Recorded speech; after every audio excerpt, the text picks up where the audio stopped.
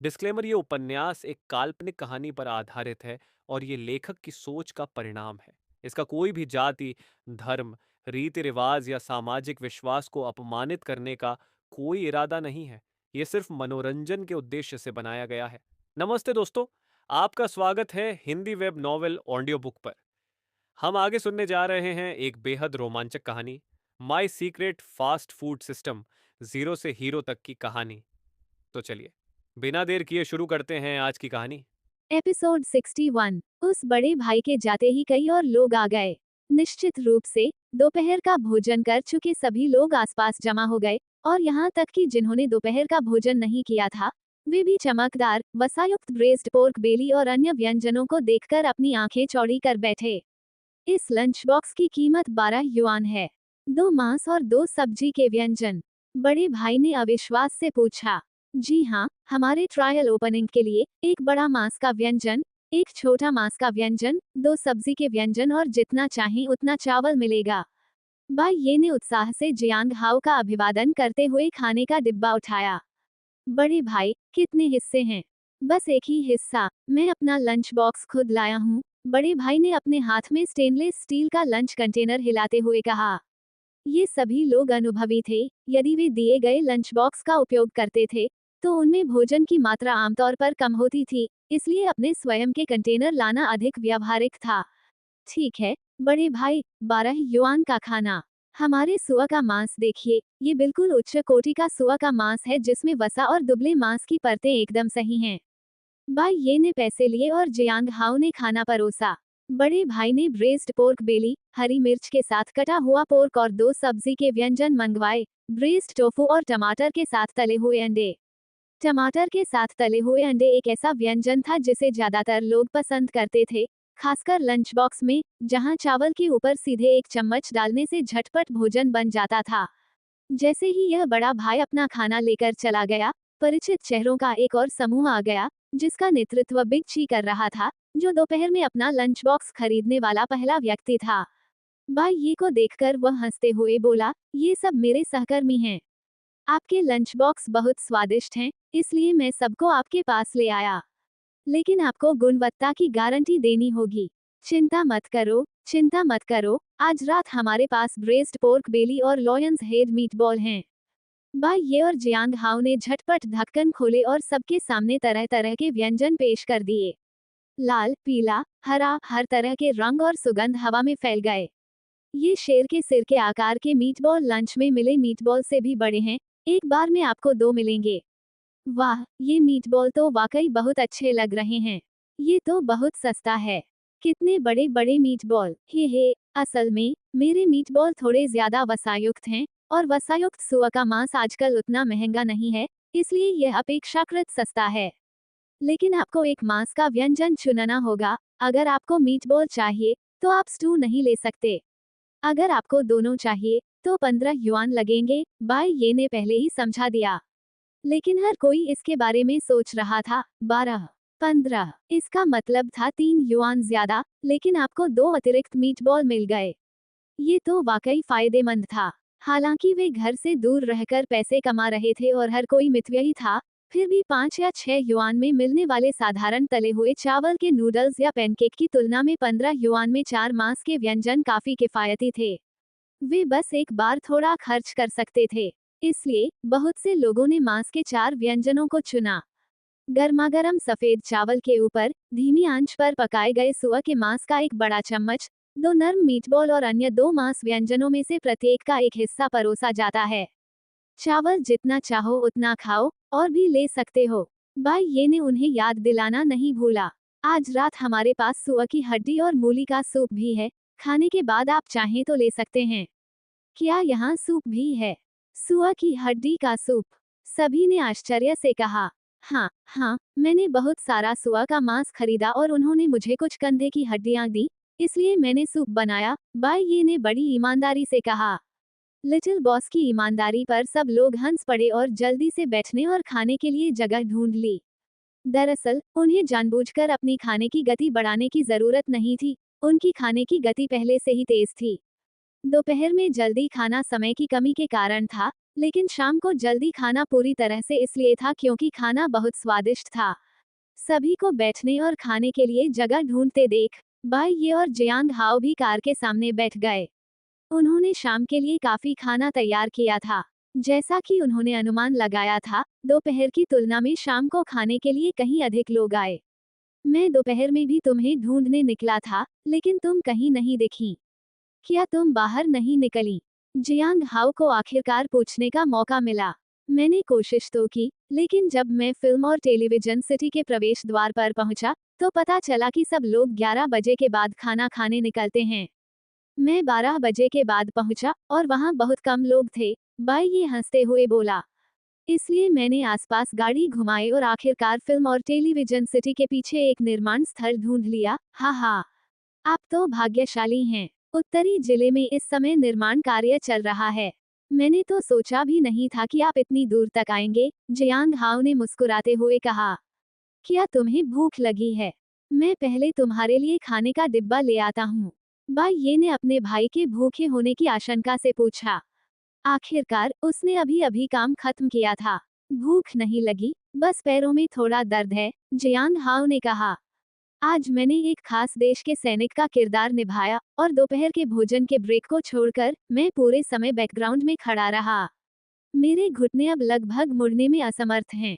वापस जाओ और अपने पैरों को पानी में भिगो लो, इससे थकान दूर हो जाएगी, बाई ये ने सुझाव दिया। मेरे बारे में बात मत करो, तुम्हारा दिन कैसा रहा?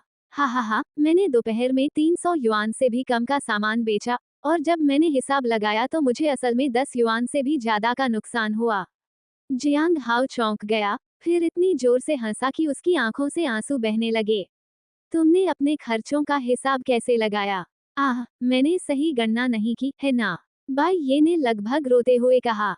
आज रात भी तुम पैसे हारने वाले तो नहीं हो ना? जियांग हाओ ने हंसते हुए और चिढ़ते हुए कहा। मैं सोच रहा था, बचपन से ही तुम्हारा गणित अच्छा रहा है।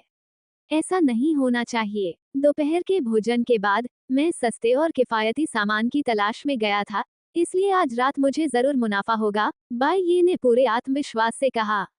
मैंने बढ़िया सामान खरीदा है। आप बाद में चखेंगे, मैं गारंटी देता हूँ कि आप संतुष्ट होंगे। हालांकि आज रात का खाना देखने में अच्छा लग रहा था और सब्जियां ताजी थीं, लेकिन वास्तव में लागत में काफी कमी आई थी।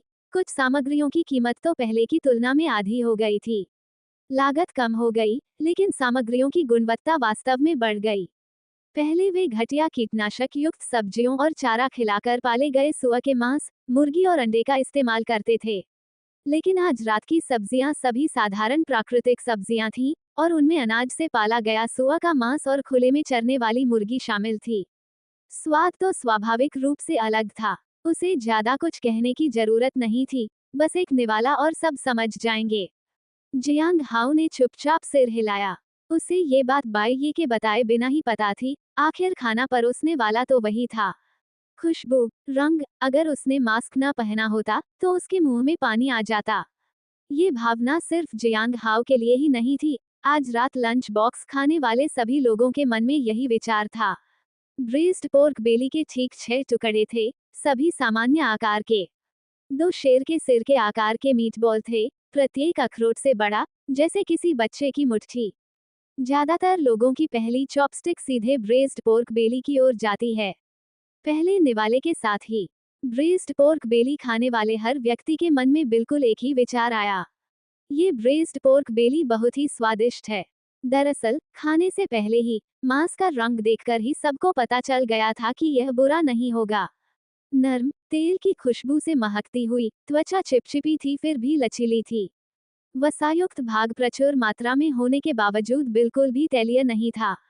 कुछ बार हल्के से चबाने के बाद मुंह में एक मीठा, तैलीय स्वाद भी रह गया। लेकिन इससे पहले कि वे उस स्वाद का पूरी तरह से आनंद ले पाते, उन्हें एहसास हुआ कि चर्बी वाला मांस उनके होठों और दांतों के बीच पहले ही पिघल चुका था। लेकिन उस सुगंध का स्वाद अभी भी उसके मुंह में बाकी था। अंत में बचा हुआ कम वसा वाला मांस न तो सख्त था और न ही सूखा, ये स्पष्ट रूप से उत्तम तरीके से पकाया गया था। किसी को भी पता चले बिना धीमी आंच पर पकाए गए सुअर के मांस के पेट का एक टुकड़ा गायब हो गया। ये ब्रेस्ड पोर्क बेली बहुत ही स्वादिष्ट है। ये सचमुच बहुत स्वादिष्ट है। इसे खाकर मुझे अपने बचपन की याद आ गई। एक साल नए साल पर हमारे परिवार ने एक बड़ा मोटा सुअर काटा था और उस रात हमने धीमी आंच पर पकाया हुआ सुअर का मांस बनाया था। उसका स्वाद बिल्कुल ऐसा ही था। इसका स्वाद वाकई लाजवाब है, मेरे गृहनगर के अनाज से पाले गए सुअर के मांस का अनूठा स्वाद। बिल्कुल, बिल्कुल। मुझे लगा कि सुअर का मांस असाधारण रूप से स्वादिष्ट था। यह उस तरह का सुअर का मांस नहीं था जो हम आमतौर पर खाते हैं।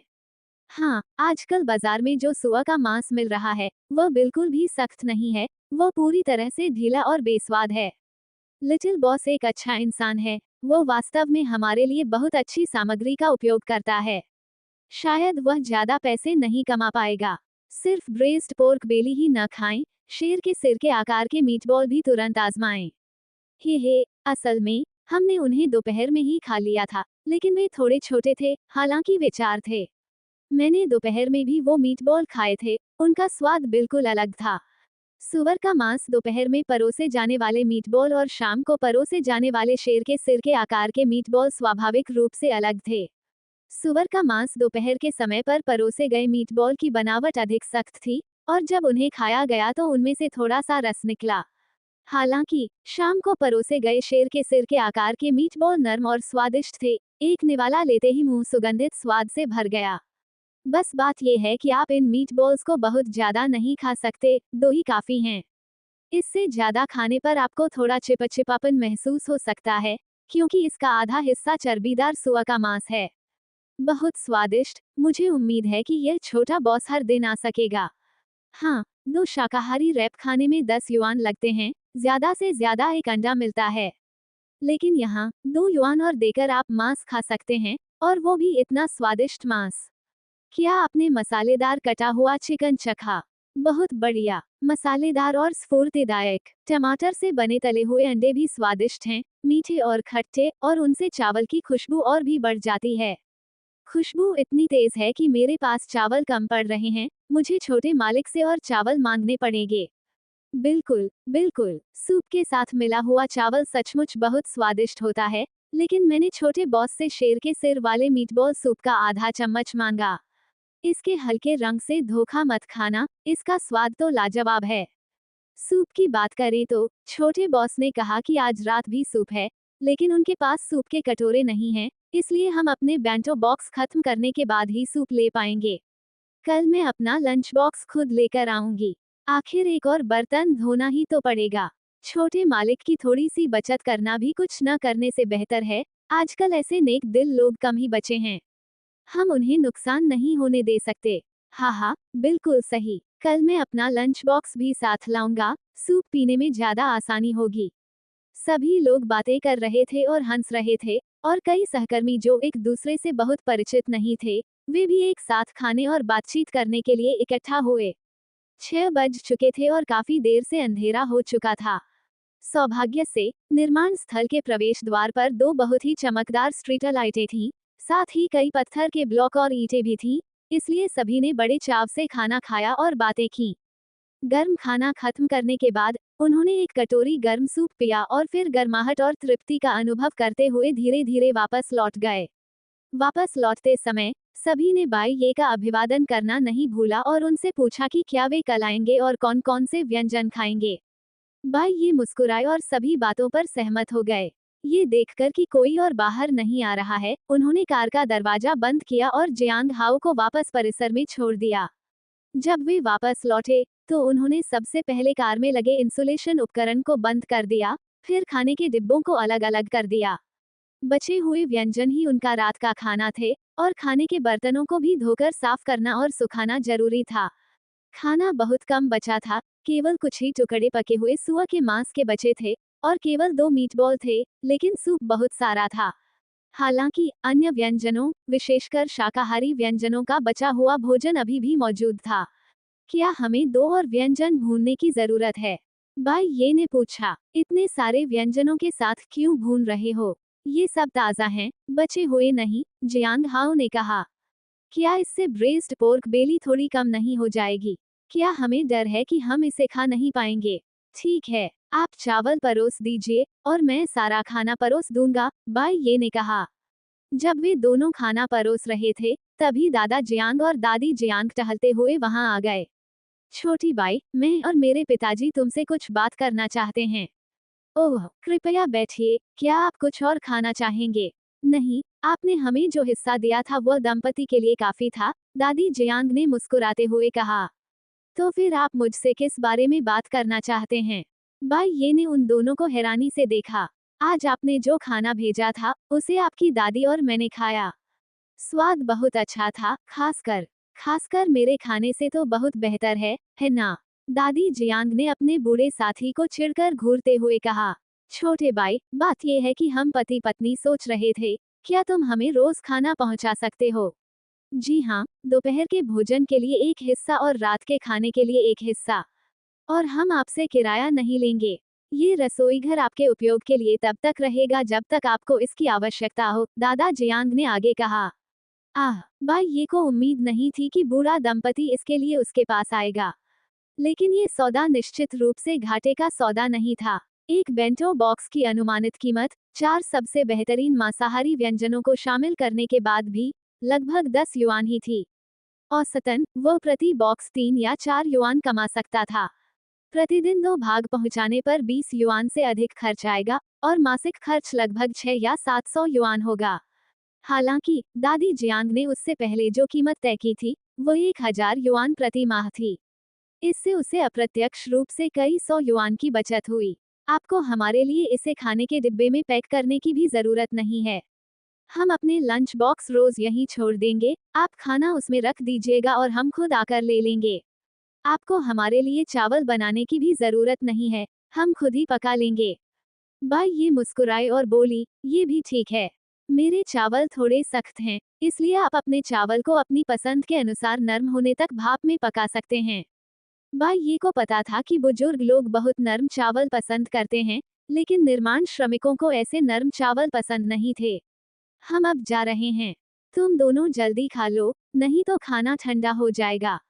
उन्हें विदा करने के बाद बाई ये वापस लौटी और दोबारा बैठ गई। उन दोनों ने एक एक मीट बॉल खाए। 3 टुकड़े ब्रेस्ड पोर्क बेली के थे, जियांग हाव ने 2 लिए और बाई ये ने बस थोड़ा सा चखा। मसालेदार चिकन के टुकड़े और हरी मिर्च के साथ कटा हुआ सुअर का मांस बिक चुका था और टमाटर भी खत्म हो गए थे। लेकिन खाने के लिए तीखी मिर्च के साथ कटे हुए आलू और धीमी आंच पर पकाया हुआ टोफू भरपूर मात्रा में उपलब्ध था। इसके अलावा अभी भी बहुत सारा हड्डी और मूली का सूप बचा था और वे सभी एक एक हड्डी को कुतर रहे थे। उनमें अभी भी काफी मात्रा में मांस बचा हुआ था। गर्मा गर्म खाना खत्म करने के बाद जियांग हाउ मदद करना चाहता था, लेकिन बाई ये ने उसे यह कहकर भगा दिया, मैं सफाई कर देती हूँ, तुम जल्दी से अपने पैर भिगो लो और गर्म तौलिए से अपने घुटनों को भी गर्म कर लो।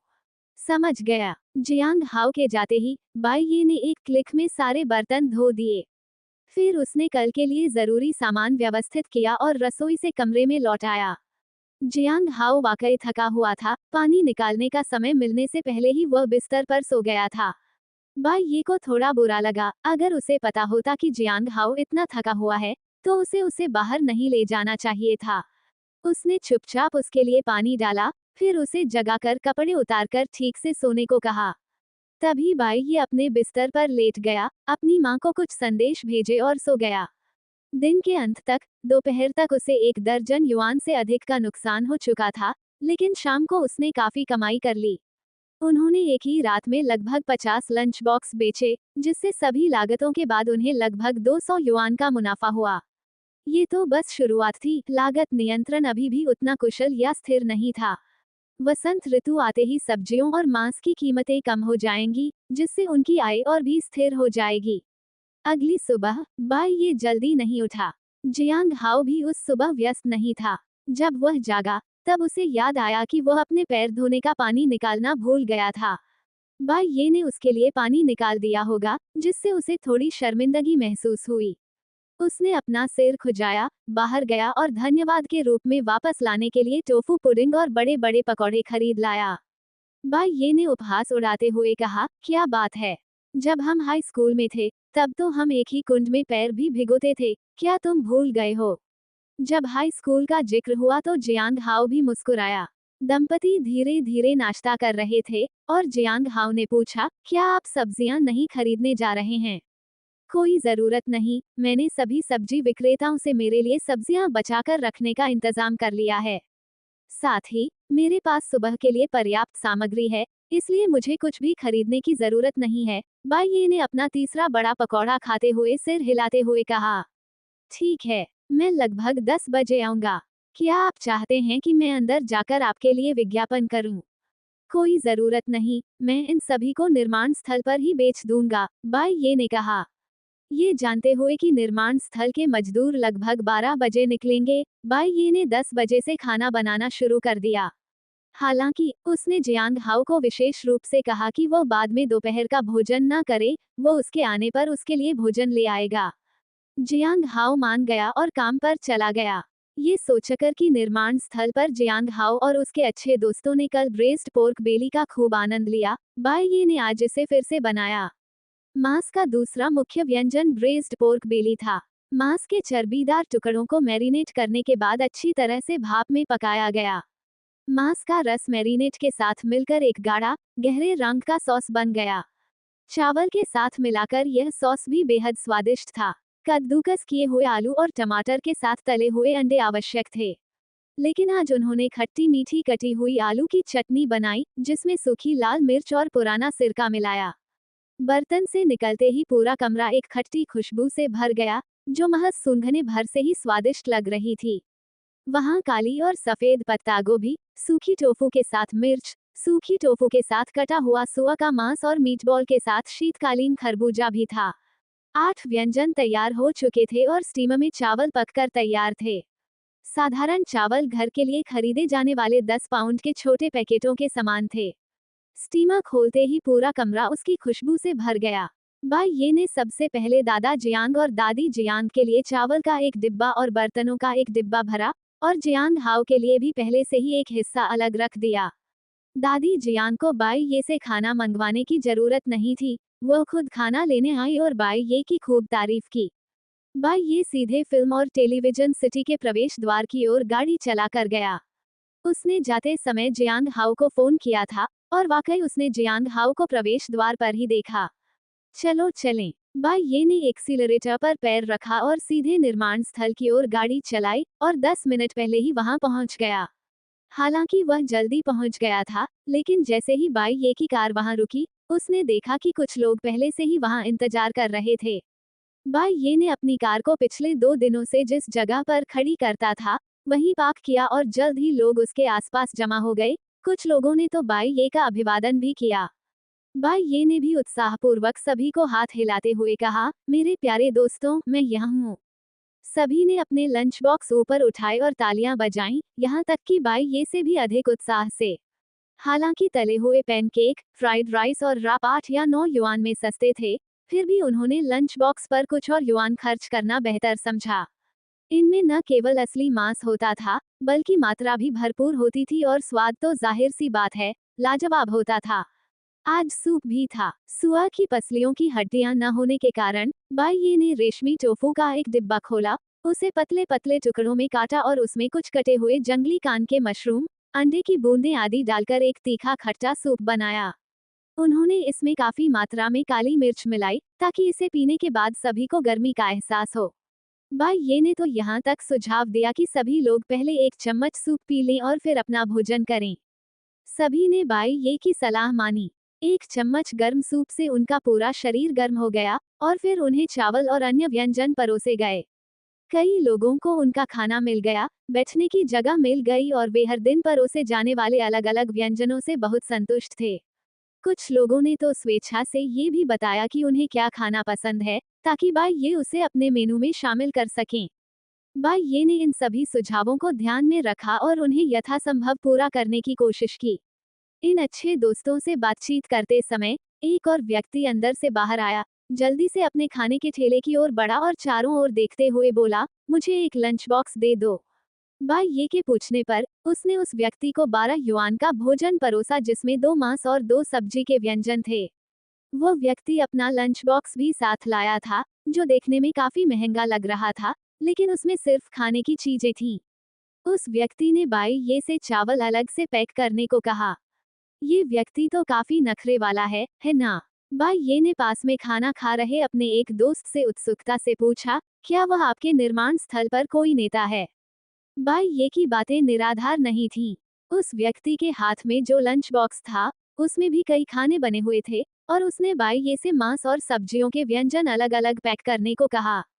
उसने चावल के लिए एक अलग डिब्बा भी मांगा। उसने चावल में सॉस के मिलने से रोकने के लिए एक अतिरिक्त युआन तक का भुगतान किया। यह एक खास तरह का व्यक्ति था। उसके पहनावे को देखकर भी पता चलता था कि वो आम मजदूर से अलग था।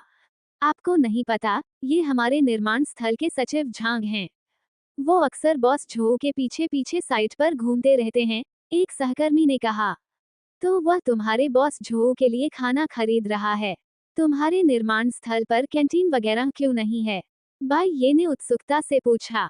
बेशक, वो तो बस पूछ रहा था। अगर सच में कोई कैंटीन होती, तो ये लोग पैसे कमाने के लिए कहाँ जाते? छोटे भाई बाई, असल में हमारे निर्माण स्थल पर खाना बनाने वाला तो है, लेकिन खाना बनाने का काम एक रिश्तेदार की पत्नी करवाती है। उसमें तेल तो नहीं होता, स्वाद भी इतना खराब होता है कि खाया ही नहीं जा सकता। हमने इस महीने का बिल नहीं चुकाया है, हम बस बाहर खाने आ जाते हैं। हाँ, इन व्यंजनों में बिल्कुल भी तेल नहीं है और इनका स्वाद भी अच्छा नहीं है। हम में से किसी को भी इसे खाना पसंद नहीं है, इसलिए बॉस झो को भी ये बिल्कुल पसंद नहीं आएगा। अभी अभी मैंने सचिव झांग को उधर से खाना खरीदते देखा। ऐसा लग रहा था जैसे वो तले हुए पैनकेक और तले हुए चावल खरीद रहे हों। बॉस झो कितना खा सकते हैं? किसी ने अचानक कहा। अरे, ऐसा लगता तो है। और बॉस झो इतने पतले हैं, वो इतना खा नहीं सकते। कौन जानता है? सब लोग बातें कर रहे थे, और बाई ये ने इसे दिल पर नहीं लिया। लेकिन 15 मिनट से भी कम समय बाद, सचिव झांग वास्तव में फिर से बाहर आ गए। उसने बाहर लगे खाने के स्टॉलों की ओर देखा, उसके चेहरे पर थोड़ी घबराहट झलक रही थी। कुछ पल हिचकिचाने के बाद, वह बाई ये की मिनीवैन की ओर चल पड़ा। बाई ये का ही वहाँ एकमात्र स्टॉल था, और सचिव झांग ने अभी अभी उससे खाना खरीदा था, इसलिए वह निश्चित रूप से किसी और के लिए नहीं आ रहे थे। बाई ये घबराते हुए कार के आगे वाले हिस्से से बाहर निकली। उसे लगा कि बर्तनों में कुछ गड़बड़ है। हालांकि जैसे ही वह करीब पहुंचा, उसने सचिव झांग को उससे ये पूछते हुए सुना कि उसके पास खाने के लिए और क्या है। मेरे प्रिय मित्र, ये सभी व्यंजन मैंने बनाए हैं। क्या ये आपको पसंद नहीं आए? बाई ये ने पूछा। ओह ओह, तो आपने इन्हें बनाया है? सचिव झांग ने बाई ये को ध्यान से देखा। बाई ये की कम उम्र देखकर उनकी आंखों में आश्चर्य की झलक दिखाई दी। बाई ये का सवाल सुनकर उन्होंने तुरंत स्थिति स्पष्ट कर दी। दूसरे पक्ष के बोलते ही सिस्टम से एक सूचना सुनाई दी। डिंग, रैंडम क्वेस्ट 13 बॉस झो के एनोरेक्सिया का इलाज करें। क्वेस्ट पूरा करने पर भारी नकद इनाम और एक दुर्लभ आइटम मिलेगा। क्वेस्ट में असफल होने पर आपके पास मौजूद धनराशि में अनियमित रूप से कमी आएगी। कठिनाई। बाई ये एकदम सख्त हो गया और अपने सामने बैठे सचिव झांग की बढ़ती गंभीरता को सुनने लगा। पता चला कि जब भी सचिव झांग निर्माण स्थल का निरीक्षण करने के लिए बॉस के साथ जाते थे, तो यही दृश्य सामने आता था। मालिक अक्सर निर्माण स्थल का निरीक्षण करने आते थे, लेकिन उनकी भूख बहुत कम थी, लगभग एनोरेक्सिया जैसी। इसलिए सचिव झांग अक्सर इधर उधर से खाना लाते थे, ताकि मालिक कुछ और निवाले खा सकें। हालांकि हर बार कई तरह के व्यंजन खरीदे जाते थे, लेकिन उनमें से अधिकांश दूसरों में बांट दिए जाते थे। आज खाने के इस डिब्बे में से बॉस ने केवल विंटरमेलन मीटबॉल सूप के कुछ और निवाले खाए, लेकिन फिर भी वह बस कुछ ही निवाले थे। इसलिए सचिव झांग दौड़कर बाई ये के पास गए और उनसे पूछा कि क्या वह कुछ हल्के व्यंजन बना सकते हैं। यह बाई ये ने शुरू में मना करना चाहा था। एनोरेक्सिया का इलाज अस्पताल में होना चाहिए, वह तो बस एक साधारण शेफ था और बीमारियों का इलाज नहीं कर सकता था। जैसे ही ये शब्द उसके होठों तक पहुंचे, बाई ये अचानक रुक गया। उसे अचानक याद आया कि कल लौटने के बाद जब उसने हरी मिर्च को संश्लेषित किया था, तो उसमें एक स्वादिष्ट गुण आ गया था। शायद इसके स्वादिष्ट होने से दूसरे पक्ष की भूख बढ़ जाए। सो बाई ये ने अपने होठों पर आए शब्दों को बदलते हुए कहा, क्या नूडल्स ठीक रहेंगे? क्लियर सूप वाले कटे हुए सुअर के मांस के नूडल्स। बाई ये के दिमाग में सबसे हल्की बात यही आई। अरे हाँ हाँ, हमारे बॉस का पेट बहुत अच्छा नहीं है, इसलिए नूडल्स सबसे अच्छे हैं, बस कोशिश करें कि वे हल्के हों। ठीक है, लेकिन आपको थोड़ा इंतजार करना पड़ेगा। इसमें भी कोई दिक्कत नहीं है। सचिव झांग ने हाथ हिलाया। दरअसल, एक बड़े बॉस होने के नाते, उनका समय स्वाभाविक रूप से अधिक लचीला था।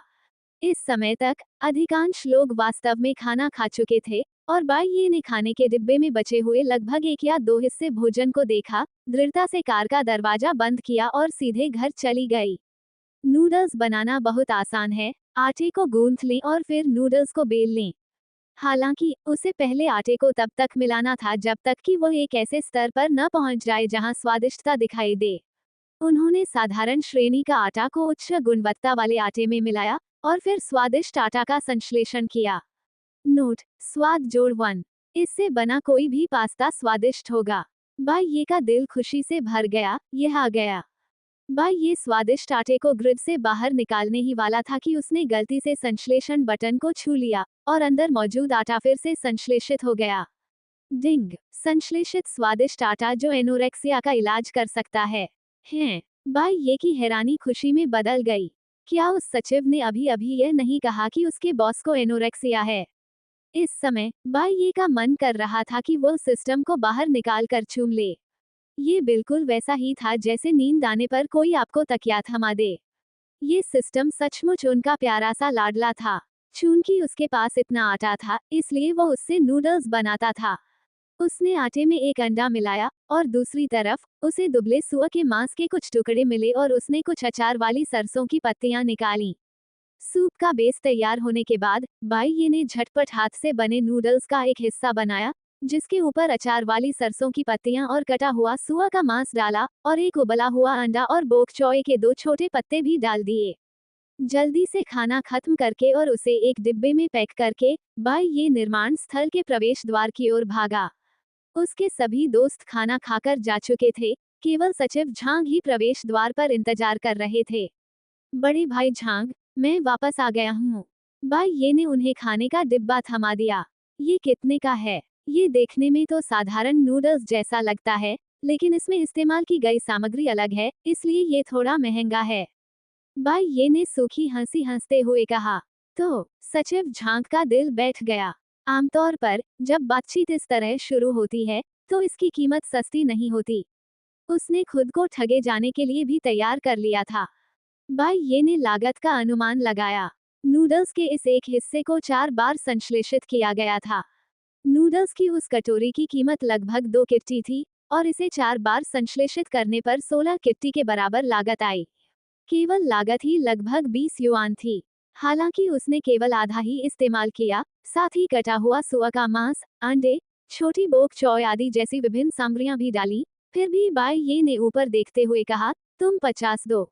कटे हुए सुअर के मांस के नूडल्स के एक हिस्से के लिए 50 युआन निश्चित रूप से सस्ता नहीं था, लेकिन अगर यह नूडल्स का एक ऐसा हिस्सा था जिसे एनोरेक्सिया से पीड़ित व्यक्ति भी खा सकता था, तो यह वास्तव में बहुत, बहुत सस्ता था।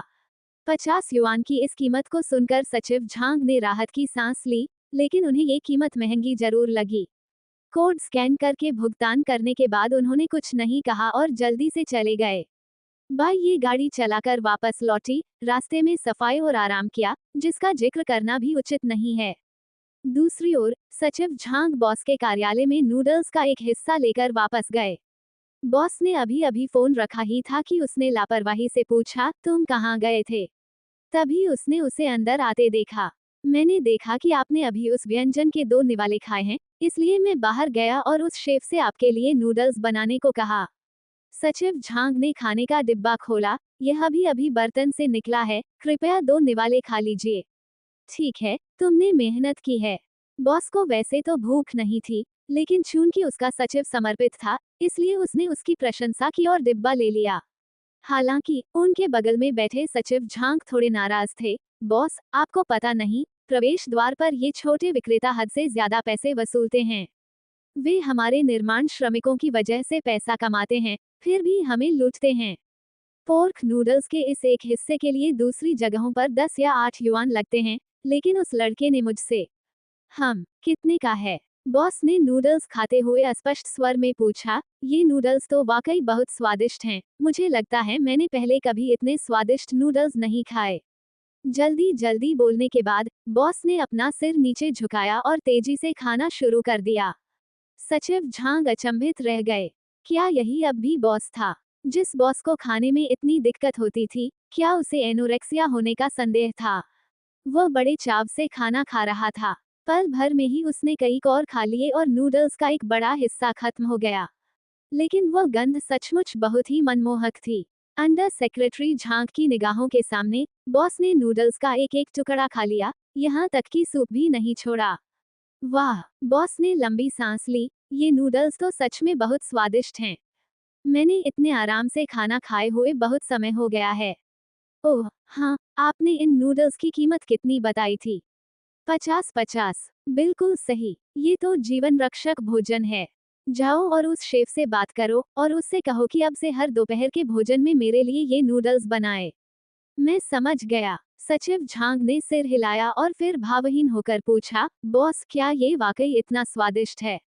स्वादिष्ट, बहुत ही स्वादिष्ट। हालांकि यह अचार वाली सरसों की पत्तियों और कटे हुए सुअर के मांस के नूडल्स का एक साधारण कटोरा मात्र है, लेकिन इसका स्वाद। अब मुझे उनके अन्य व्यंजनों में भी दिलचस्पी है। ये तो बहुत आसान है, वह रात के खाने पर जरूर आएगा, मैं सारे बर्तन फिर से धो दूंगा। तृप्त और संतुष्ट होकर बॉस नए जोश के साथ काम पर निकल गया। क्योंकि बड़े बॉस का मूड असामान्य रूप से अच्छा था और उनके चेहरे पर एक दुर्लभ मुस्कान थी, इसलिए कई लोगों ने उत्सुकता से पूछताछ की। इसलिए दोपहर तक निर्माण स्थल पर कई लोगों को पता चल गया था कि मालिक, जिसे खाने में कठिनाई होती थी, ने प्रवेश द्वार पर स्थित एक फास्ट फूड रेस्टोरेंट से बेंटो बॉक्स खाया था और उसका एनोरेक्सिया ठीक हो गया था। भाई ये के घर लौटने के बाद उसने अपना सामान व्यवस्थित किया, रात के खाने के लिए व्यंजन तैयार किए और फिर थोक बाजार के लिए गाड़ी चलाकर निकल गया। वो एक बार में बहुत सारा चावल, आटा, अनाज और तेल खरीद सकता था, लेकिन विभिन्न प्रकार की सब्जियां और सुअर का मांस अभी भी ताज़ा खरीदना पड़ता था। कल खरीदे गए दर्जनों किलो सुअर का मांस 2 बार का भोजन बनाने के बाद लगभग खत्म हो गया। भाई ये को आते देख सुअर के मांस के स्टॉलों के मालिकों ने मुस्कुराते हुए उसका अभिवादन किया और कहा, आइए आइए, आज मेरे पास बहुत सारा बचा है। भाई ये को देखकर इन मांस की दुकानों के मालिकों ने सचमुच राहत की सांस ली। कल भाई ये ने सारा बचा हुआ सुअर का मांस एक बार में खरीद लिया, और हालांकि उसने कहा कि वह आज फिर आएगा, लेकिन उन्हें इस बात पर विश्वास करने की हिम्मत नहीं हुई। आखिर कौन सा उद्योग एक ही दिन में सैकड़ों पाउंड चर्बी वाले सुअर के मांस का इस्तेमाल कर सकता है? यहाँ तक कि एक कैफेटेरिया भी नहीं कर सकता, है ना? क्या वे चर्बी बना रहे हैं? फिर वे सीधे सुअर की चर्बी खरीद लेंगे। वे सभी पूरे सुअर खरीदते थे और अंत में हमेशा कुछ अवांछित हिस्से बच जाते थे। इस मांस को स्वयं खाना व्यर्थ होगा। आमतौर पर यदि यह वास्तव में अनुपयोगी होता था, तो इसे बचे हुए टुकड़ों के रूप में एक साथ जमा दिया जाता था और पालतू जानवरों के मालिकों को बेच दिया जाता था। लेकिन अब पालतू जानवरों को भी बहुत लाड़ प्यार दिया जाता है। कई लोग अपने पालतू कुत्तों को स्टेक और बड़ी हड्डियां खिलाते हैं, इसलिए इन चीजों को बेचना वास्तव में मुश्किल हो गया है। भाई ये का आगमन उनके लिए एक नई दुनिया के खुलने जैसा था। उन्हें इस बात की परवाह नहीं थी कि वह इसका इस्तेमाल किस लिए करता है, बस ये बिकना चाहिए। भाई ये ने 100 पाउंड से अधिक मूल्य की एक और खेप खरीदी, साथ ही विभिन्न मालिकों द्वारा दी गई कुछ बिना हड्डी वाली पंखे की हड्डियां भी खरीदी। अब सभी के जीवन स्तर में सुधार हुआ है, यहाँ तक कि हड्डियों का शोरबा बनाने के लिए भी वे सुअर की पसलियों का उपयोग करना पसंद करते हैं और उसमें कुछ मक्का, मशरूम और इसी तरह की चीजें मिलाते हैं। पंखों की हड्डियों में वैसे भी बहुत कम मांस होता है, इसलिए वे अपेक्षाकृत बेकार अंग होती हैं। लोग उन्हें दोस्ती के नाते यूं ही दे देते थे। भाई ये थोक बाजार से निकलने से पहले सब्जियों और मांस को संश्लेषित करके पूरा माल लेकर लौट आया। परिसर में पहुंचने के बाद दादा जियांग ने सामान उठाने में उसकी मदद भी की, जिससे बाई ये को चुपके से पसीना आ गया। सौभाग्य से उसने लौटने से पहले उन्हें संश्लेषित कर लिया था। अगर दादा जियांग ने उन सड़ी हुई सब्जियों को देखा होता, तो वे निश्चित रूप से उसे एक निर्दयी रसोइया समझ लेते। बाई ये द्वारा लाई गई सब्जियों और मांस को देखकर दादा जियांग मुस्कुरा उठे। बाई ये, तुम्हारे बेटे ने वाकई बहुत अच्छी सब्जियां लाई हैं, शाबाश। बाई ये केवल एक सूखी हंसी ही हंस सका। रात के खाने में अभी भी 8 व्यंजन शामिल थे, जिनमें दोपहर में अच्छे दोस्त के सुझावों के आधार पर कुछ बदलाव जोड़े या हटाए गए थे। शाम करीब 5 बजे बाइये ने निर्माण स्थल के प्रवेश द्वार पर कार खड़ी कर दी और जियांग हाओ भी कार में मौजूद था, जिसने बाइये को उसे लेने के लिए बुलाया था। लेकिन आज निर्माण स्थल के प्रवेश द्वार पर पहुंचते ही बाइये का चेहरा तुरंत उदास हो गया। निर्माण स्थल के प्रवेश द्वार पर कई स्टॉल लगे हुए थे, जिनमें fried rice, fried noodles, burrito, साथ ही कुछ नूडल्स और पकौड़ी बेची जा रही थीं। पिछले 2 दिनों में कई बेंटो बॉक्स स्टॉल भी जुड़ गए थे। शुरू में हर कोई अपने अपने स्थान पर बैठा रहता था, एक दूसरे को परेशान नहीं करता था और हर किसी की अपनी निश्चित जगह होती थी। लेकिन आज जब वे वहां पहुंचे तो उन्होंने देखा कि कई अस्त व्यस्त दिखने वाले युवक उस जगह पर बैठे थे जहां वे आमतौर पर अपना स्टॉल लगाते थे। अन्य स्थानों पर नजर डालने पर पता चला कि वहां पहले से ही स्टॉल लगे हुए थे और स्टॉल मालिकों ने जानबूझकर या अनजाने में अपनी आंखों में दूसरों की पीड़ा पर प्रसन्नता का भाव लिए हुए इधर उधर देखा। भाई ये लोग कहीं और नहीं गए, केवल अपने स्टॉल क्षेत्र में बैठे रहे। स्पष्ट रूप से उनका इरादा अपनी जगह पर जानबूझकर कब्जा जमाए रखने का था। हम उन्हें नजरअंदाज कर देंगे। भाई ये पहले तो जाकर बहस करना चाहता था, लेकिन वो यहाँ पैसा कमाने आया था, झगड़ा करने नहीं। भाई ये ने कार को थोड़ी दूर एक दूसरी जगह पर पार्क करने की तैयारी की। हालांकि वह जगह थोड़ी दूर थी, लेकिन सौभाग्य से उनके पास पहले से ही ग्राहकों का एक निश्चित समूह था। वे निर्माण मजदूर दोस्त हर दिन उनके भोजन का बेसब्री से इंतजार करते थे। अप्रत्याशित रूप से जैसे ही उनका फूड ट्रक रुका, वे अस्त व्यस्त दिखने वाले युवक मुस्कुराए, खड़े हुए और उनकी ओर चल पड़े। क्या आप बेंटो बॉक्स बेचते हैं? एक की कीमत कितनी है? पूरी तरह शाकाहारी के लिए 10, 2 मांसाहारी और 2 शाकाहारी के लिए 12, पूरी तरह मांसाहारी के लिए 15 और चावल की पुनः पूर्ति मुफ्त है, बाई ये ने शांत भाव से कहा। तो फिर हमारे भाइयों को भी 10-10 युआन का एक एक हिस्सा दे दो, आगे चल रहे अस्त व्यस्त युवक ने कहा। बाई ये ने रुककर कहा, मैं पहले आपको एक परोसता हूँ, अगर आपको स्वाद पसंद आए तो हम बात कर सकते हैं, क्योंकि सबकी पसंद अलग अलग होती है। बाई ये ने जियांग हाओ को एक नज़र से देखा और जियांग हाओ ने व्यंजन परोसना शुरू कर दिया। आसपास के सभी स्टॉल मालिकों ने, क्योंकि उनके पास अभी तक कोई ग्राहक नहीं आया था, अपना सारा ध्यान उन पर केंद्रित कर दिया। ओह, ये युवक मुसीबत में है। लियू तुजी की नज़र इस पर है। ऐसा इसलिए है क्योंकि उनका कारोबार बहुत अच्छा चल रहा है। लियू तुजी इन लोगों को सुरक्षा के नाम पर पैसे वसूलने के लिए निशाना बना रहा है। क्या तुमने सुना कि लियू तुजी बिग लाओ लियू का चचेरा भाई है, जो वहाँ बेंटो बॉक्स बेचता है? पहले बिग लाओ लियू का यहाँ सबसे अच्छा कारोबार होता था। उसने नए साल के दौरान दुकान नहीं खोली और अप्रत्याशित रूप से नए दुकानदार ने सारे ग्राहक अपनी ओर खींच लिए। बिग लाओ लियू कुछ गड़बड़ कर रहा है। उफ, पिछले 2 दिनों में जरूरत से ज्यादा सुर्खियों में रहने की वजह से ही ये सब उनकी गलती है। बहुत से लोग उनके यहाँ खाने के लिए दौड़ पड़े। शुक्र है मैं साइड डिश बेचता हूँ, इसलिए किसी से कोई टकराव नहीं होता। इस क्षमता के न होने के लिए कोई और नहीं बल्कि वे स्वयं ही जिम्मेदार हैं। कुछ ही दूरी पर एक और बेंटो बॉक्स स्टॉल के किनारे एक मोटा आदमी बैठा था और उसके सामने उसी तरह की हष्टपुष्ट महिला स्टॉल पर व्यंजन सजा रही थी। उनके सारे व्यंजन बर्तनों में थे, लगभग 6 या 7 बर्तन थे और चावल का एक बड़ा इंसुलेटेड बर्तन भी था। जैसे ही महिला ने व्यंजन सजाए, उसने मुस्कुराते हुए दूसरी तरफ देखा और अपने पीछे खड़े मोटे आदमी से कहा, दूसरा कर्मचारी सचमुच बहुत कुशल है। मैंने उसे आज सुबह बताया था और वह दोपहर में लोगों को लेकर आ गया। उसके पीछे खड़ा मोटा आदमी वही बिग लाओ लियू था जिसके बारे में हर कोई बात कर रहा था। वह और उसकी पत्नी कई महीनों से यहाँ बेंटो बॉक्स बेच रहे थे और उनका धंधा हमेशा अच्छा चलता था। अगर किसी का धंधा उससे आगे निकल जाता, तो वह उसे भगाने के लिए चालाकी भरे हथकंडे अपनाता था। नए साल के दौरान दंपति ने अपना स्टॉल नहीं लगाया था, उन्होंने कुछ दिनों बाद खोलने की योजना बनाई थी। अप्रत्याशित रूप से यहाँ एक नया बेंटो बॉक्स स्टॉल खुल गया और उसका कारोबार तेजी से बढ़ने लगा। दंपति ने भी झटपट अपना सामान पैक किया और अपना स्टॉल खोल लिया। हालांकि उनका कारोबार बाई ये के कारोबार से कहीं ज्यादा खराब था, उनकी बिक्री आधे से भी कम थी। आधे व्यंजन बच गए थे और उन्हें फेंका नहीं जा सकता था, इसलिए उन्हें दोबारा गर्म करके अगले दिन बेचना पड़ा। लेकिन बचे हुए व्यंजन ताजे व्यंजनों से बिल्कुल अलग थे और उन्हें खरीदने वाले भी बहुत कम थे। आज दोपहर को तो उन्होंने सिर्फ 2 हिस्से ही बेचे और लगभग किसी से झगड़ा हो गया। इसलिए बिग लाओ लियू चैन से नहीं बैठ सका। उसने नए आने वालों को भगाने का फैसला किया और यहाँ तक कि अपने तथाकथित गुंडे चचेरे भाई को भी परेशानी खड़ी करने के लिए बुला लिया। दंपति यह हंगामा देख रहे थे। लियू तुजी ने आंखें सिकोड़ते हुए बाई ये के हाथ में रखे बेंटो बॉक्स को पकड़ने की कोशिश की, मानो उसे गिराकर तोड़ने का नाटक कर रहे हों। अप्रत्याशित रूप से बाई ये ने पहले ही उसका अनुमान लगा लिया था। अरे, इसे कसकर पकड़ो, 10 युआन। बाई ये का हाथ स्थिर था। नकद या स्कैन कोड? कौन सा कोड स्कैन करना है? मुझे चखना है कि यह अच्छा है या नहीं।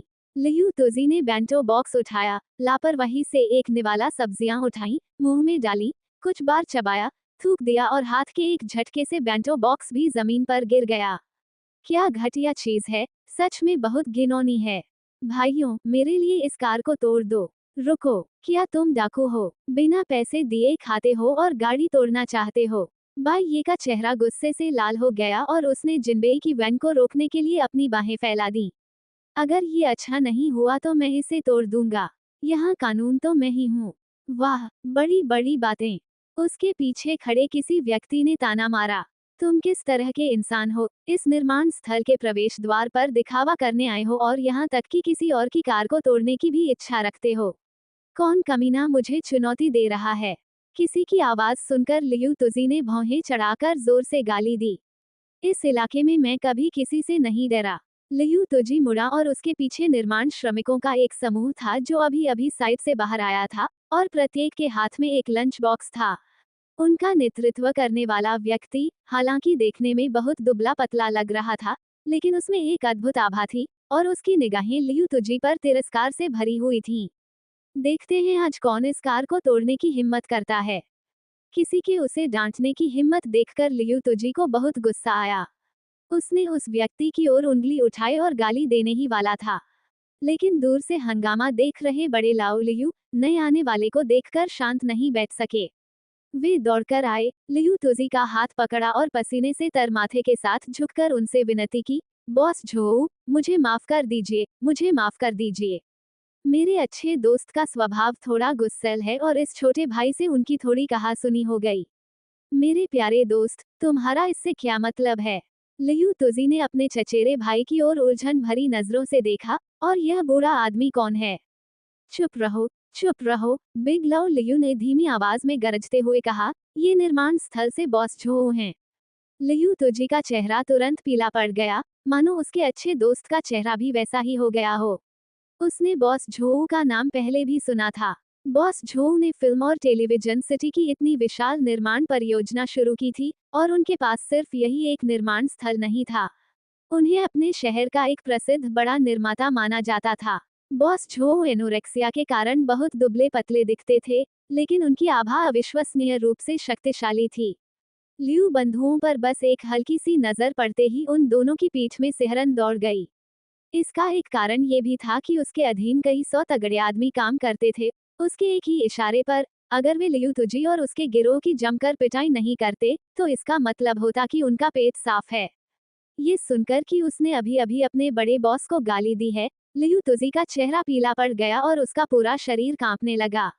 वह इस इलाके का एक मामूली गुंडा था, जो कुछ निकम्मे लोगों को इकट्ठा करके मौज मस्ती करता था।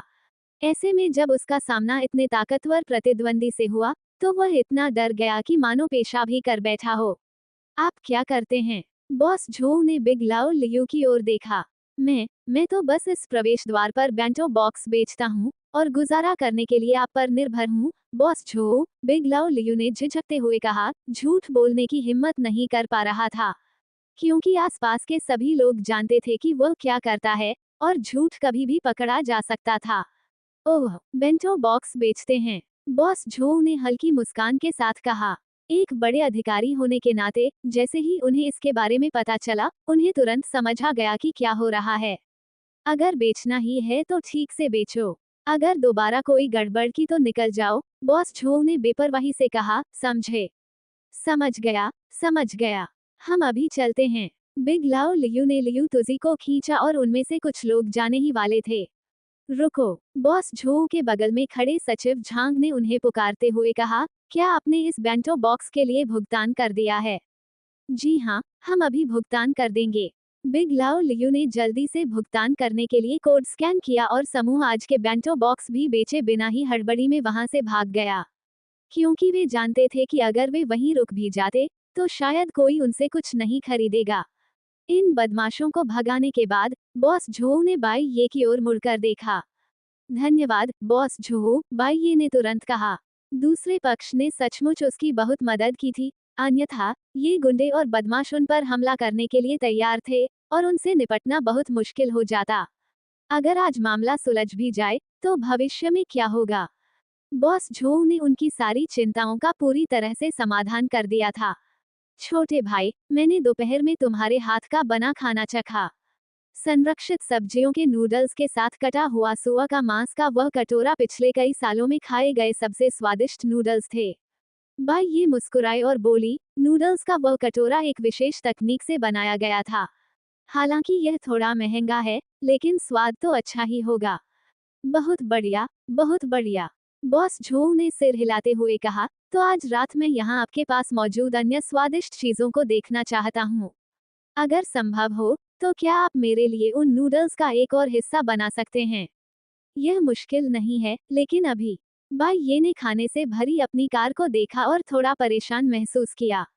छोटे भाई, क्या तुम्हें चिंता है कि बेंटो बॉक्स से भरी तुम्हारी कार बिकेगी नहीं? अपने अच्छे दोस्त को यहीं रुकने दो, मैं किसी को तुम्हें वापस छोड़ने के लिए भेज देता हूँ, ठीक है? बॉस झोऊ ने मुस्कुराते हुए पूछा। ठीक है। बाई ये ने सिर हिलाया। क्या तुम अब भी कटे हुए सुअर के मांस के नूडल्स खाना चाहते हो? उन नूडल्स की कीमत 20 युआन से अधिक थी। दोपहर के समय उसे आत्मविश्वास नहीं था और उसने उन्हें 50 युआन में बेचने की हिम्मत की। अब बॉस झोऊ के हाव भाव को देखकर यह अनुमान लगाया जा सकता है कि वे नूडल्स बहुत स्वादिष्ट रहे होंगे, तभी उन्होंने बोलने की हिम्मत की। दरअसल मुझे कुछ भी चलेगा, मैं ज्यादा नखरे नहीं करता। बात बस इतनी है कि पिछले कुछ सालों में मैंने कई सामाजिक कार्यक्रमों में हिस्सा लिया है और मेरा पेट ठीक नहीं रहता और मेरी भूख भी कम हो गई है। बाई ये समझ गई, इस व्यक्ति को शारीरिक एनोरेक्सिया था और उसका कृत्रिम आटा एनोरेक्सिया के इलाज के लिए बिल्कुल सही था। उसे बस यह नहीं पता था कि इससे पूरी तरह ठीक होने में कितने भोजन लगेंगे। हालांकि इससे ज्यादा परेशानी नहीं हुई। कम से कम वह 20 युआन की लागत को नियंत्रित कर सकता था, एक हिस्सा 51 युआन में बेचकर 30 युआन कमा सकता था। सचिव झांग ने बॉस की कार चलाकर बाई ये को परिसर में छोड़ा, लेकिन सचिव झांग अंदर नहीं आए। बाई ये अकेले ही सीधे रसोई में गईं, नूडल्स का एक हिस्सा तैयार किया, फिर टमाटर और अंडे के नूडल्स का एक कटोरा बनाया और सचिव झांग के साथ वापस आ गईं। बॉस झो, नूडल्स तैयार हैं। आज मैंने आपके लिए टमाटर और अंडे के नूडल्स बनाए हैं ताकि आप एक अलग स्वाद का अनुभव कर सकें। हम, बॉस झो ने सिर हिलाया। उन्हें नूडल्स के प्रकार से कोई फर्क नहीं पड़ता था, बस वे कल की तरह स्वादिष्ट होने चाहिए थे। उनके बगल में बैठे सचिव झांग ने नूडल्स लिए, 15 युआन का एक और बेंटो बॉक्स खरीदा और बाई ये को नमस्कार करने के बाद चले गए। हाउजी, मैं कार्यभार संभाल लेता हूँ, तुम थोड़ी देर आराम करो, बाई ये ने कहा। सब ठीक है, बिल्कुल भी थका हुआ नहीं हूँ। दूसरी ओर बॉस झो अपनी सचिव के साथ अपने कार्यालय में वापस लौटे और उत्सुकता से भोजन का डिब्बा खोला। हालांकि यह साधारण टमाटर और अंडे के नूडल्स थे, बॉस झो के लिए इसमें कुछ खास नहीं था, क्योंकि वे ताज़ा समुद्री भोजन से भी उब चुके थे। लेकिन जैसे ही खाने का डिब्बा खोला गया, उसकी खुशबू पूरे कमरे में फैल गई। सचिव झांग ने तो गहरी सांस ली ही, बॉस झो के पेट में भी गुड़गुड़ाहट होने लगी।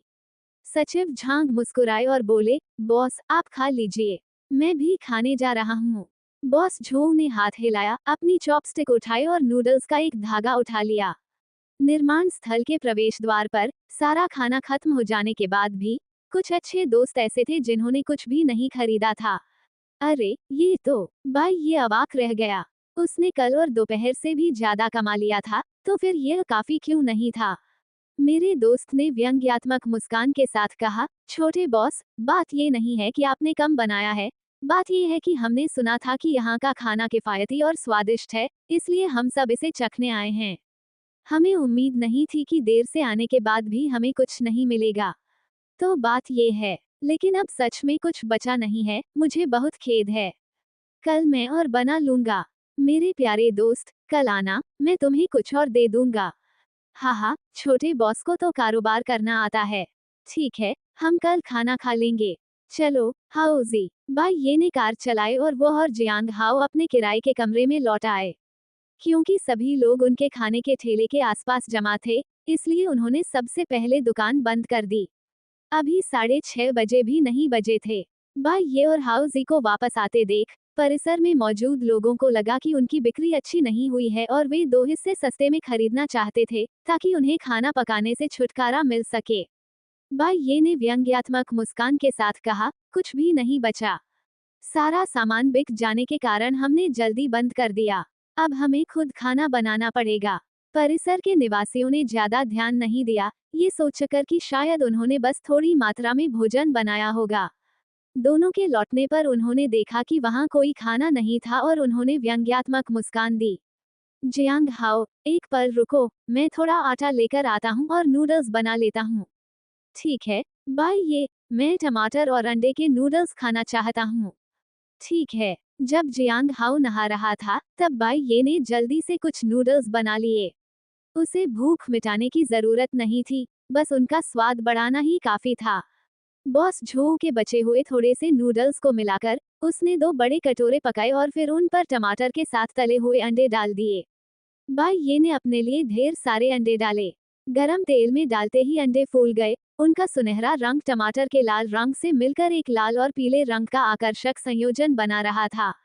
ऊपर से थोड़ी सी हरी प्याज छिड़कने से यह और भी स्वादिष्ट लग रहा था। जब जियांग हाओ लौटा, तो नूडल्स पहले से ही मेज पर रखे हुए थे।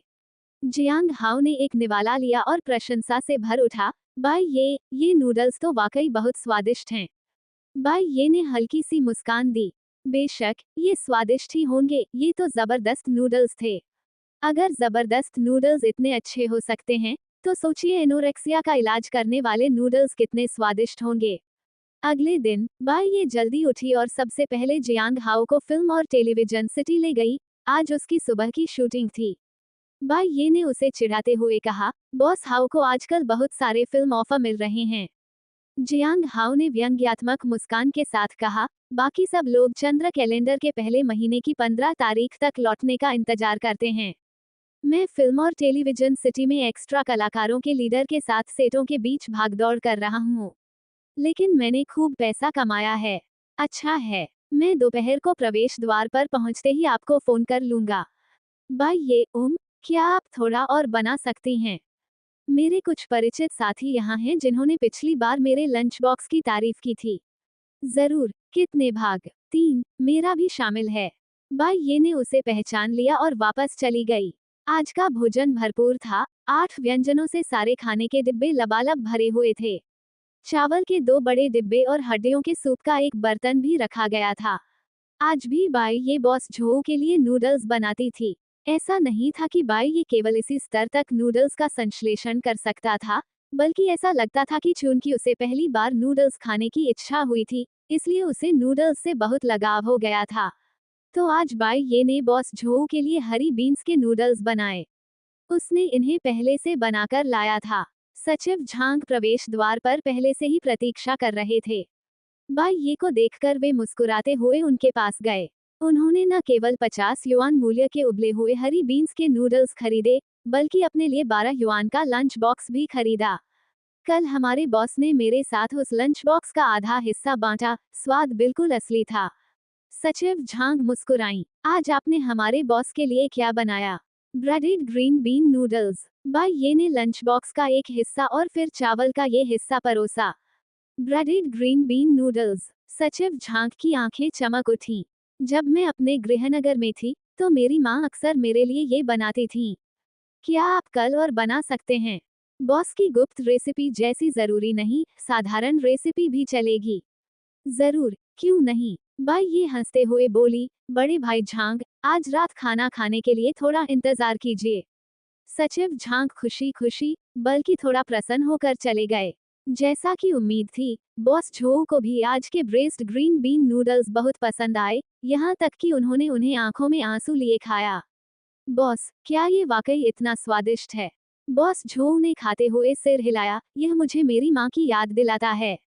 क्या? सचिव झांग अचंभित दिखे। एक निवाला खा लो। बॉस झोऊ ने लंच बॉक्स को आगे की ओर धकेल दिया। जैसे ही सचिव झांग ने चॉपस्टिक से निवाला लेने के लिए हाथ बढ़ाया, झोऊ ने झट से चेतावनी दी, बस एक निवाला। सचिव झांग के होंठ फड़क उठे। उन्होंने कभी सोचा भी नहीं था कि करोड़ों की संपत्ति वाले बॉस जिया एक दिन हरी बीन्स के नूडल्स के कटोरे की रखवाली करेंगे। हालांकि सचिव झांग ने इससे अधिक लेने की हिम्मत नहीं की, क्योंकि यह मूलतः शेर के मुंह से भोजन छीनने के समान था। उसने एक नूडल उठाया और उसे अपने मुंह में डाल लिया। अंदर मौजूद हरी बीन्स या सुअर के मांस को छूने की हिम्मत नहीं की। लेकिन सिर्फ उस एक नूडल ने ही सचिव झांग का दिल जीत लिया। इस समय वह बस इतना कहना चाहता था कि यह सचमुच बहुत स्वादिष्ट है, ये बिल्कुल उसकी यादों में बसी उसकी माँ का स्वाद है। इसमें कोई हैरानी की बात नहीं कि बॉस ने कहा कि यह उसे अपनी माँ की याद दिलाता है। चाहे कितने भी मशहूर शेफ हों, कितने भी मिशेलिन स्टार हों, स्वादिष्टता तो स्वादिष्टता ही होती है, लेकिन असल में यह अच्छी, ताज़ी सामग्रियों और एक खास माहौल पर निर्भर करती है।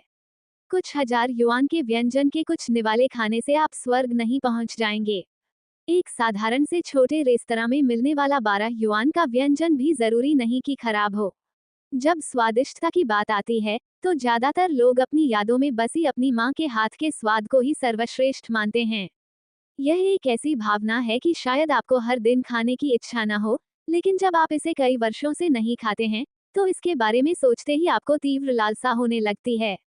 विशेषकर कोई विशेष क्षण, कोई विशेष भोजन, जो एक गहरी स्मृति छोड़ जाता है और एक अमूल्य अनुभव बन जाता है।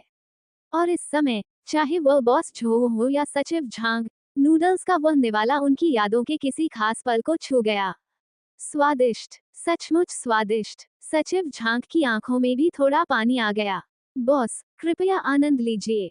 सचिव झांग ने दफ्तर का दरवाजा खोला, अपना फोन निकाला और कॉल किया, हेलो माँ, मुझे आपकी याद आ रही है। सचिव झांग को यह नहीं पता था कि कार्यालय में ठीक इसी क्षण बॉस झो ने भी अपना फोन निकाला और कहा, माँ, मैं आज रात खाने के लिए घर आ रहा हूँ, मेरा इंतजार करना। भाई ये ने दोपहर में 150 से अधिक भाग बेचे, जिससे उसे 600 युआन से अधिक की कमाई हुई, जिसमें बॉस झो के ब्रेस्ड ग्रीन बीन नूडल्स के लिए 50 युआन भी शामिल थे। यह एक ऐसा समझौता था जो दोनों पक्षों को उपयुक्त लगा।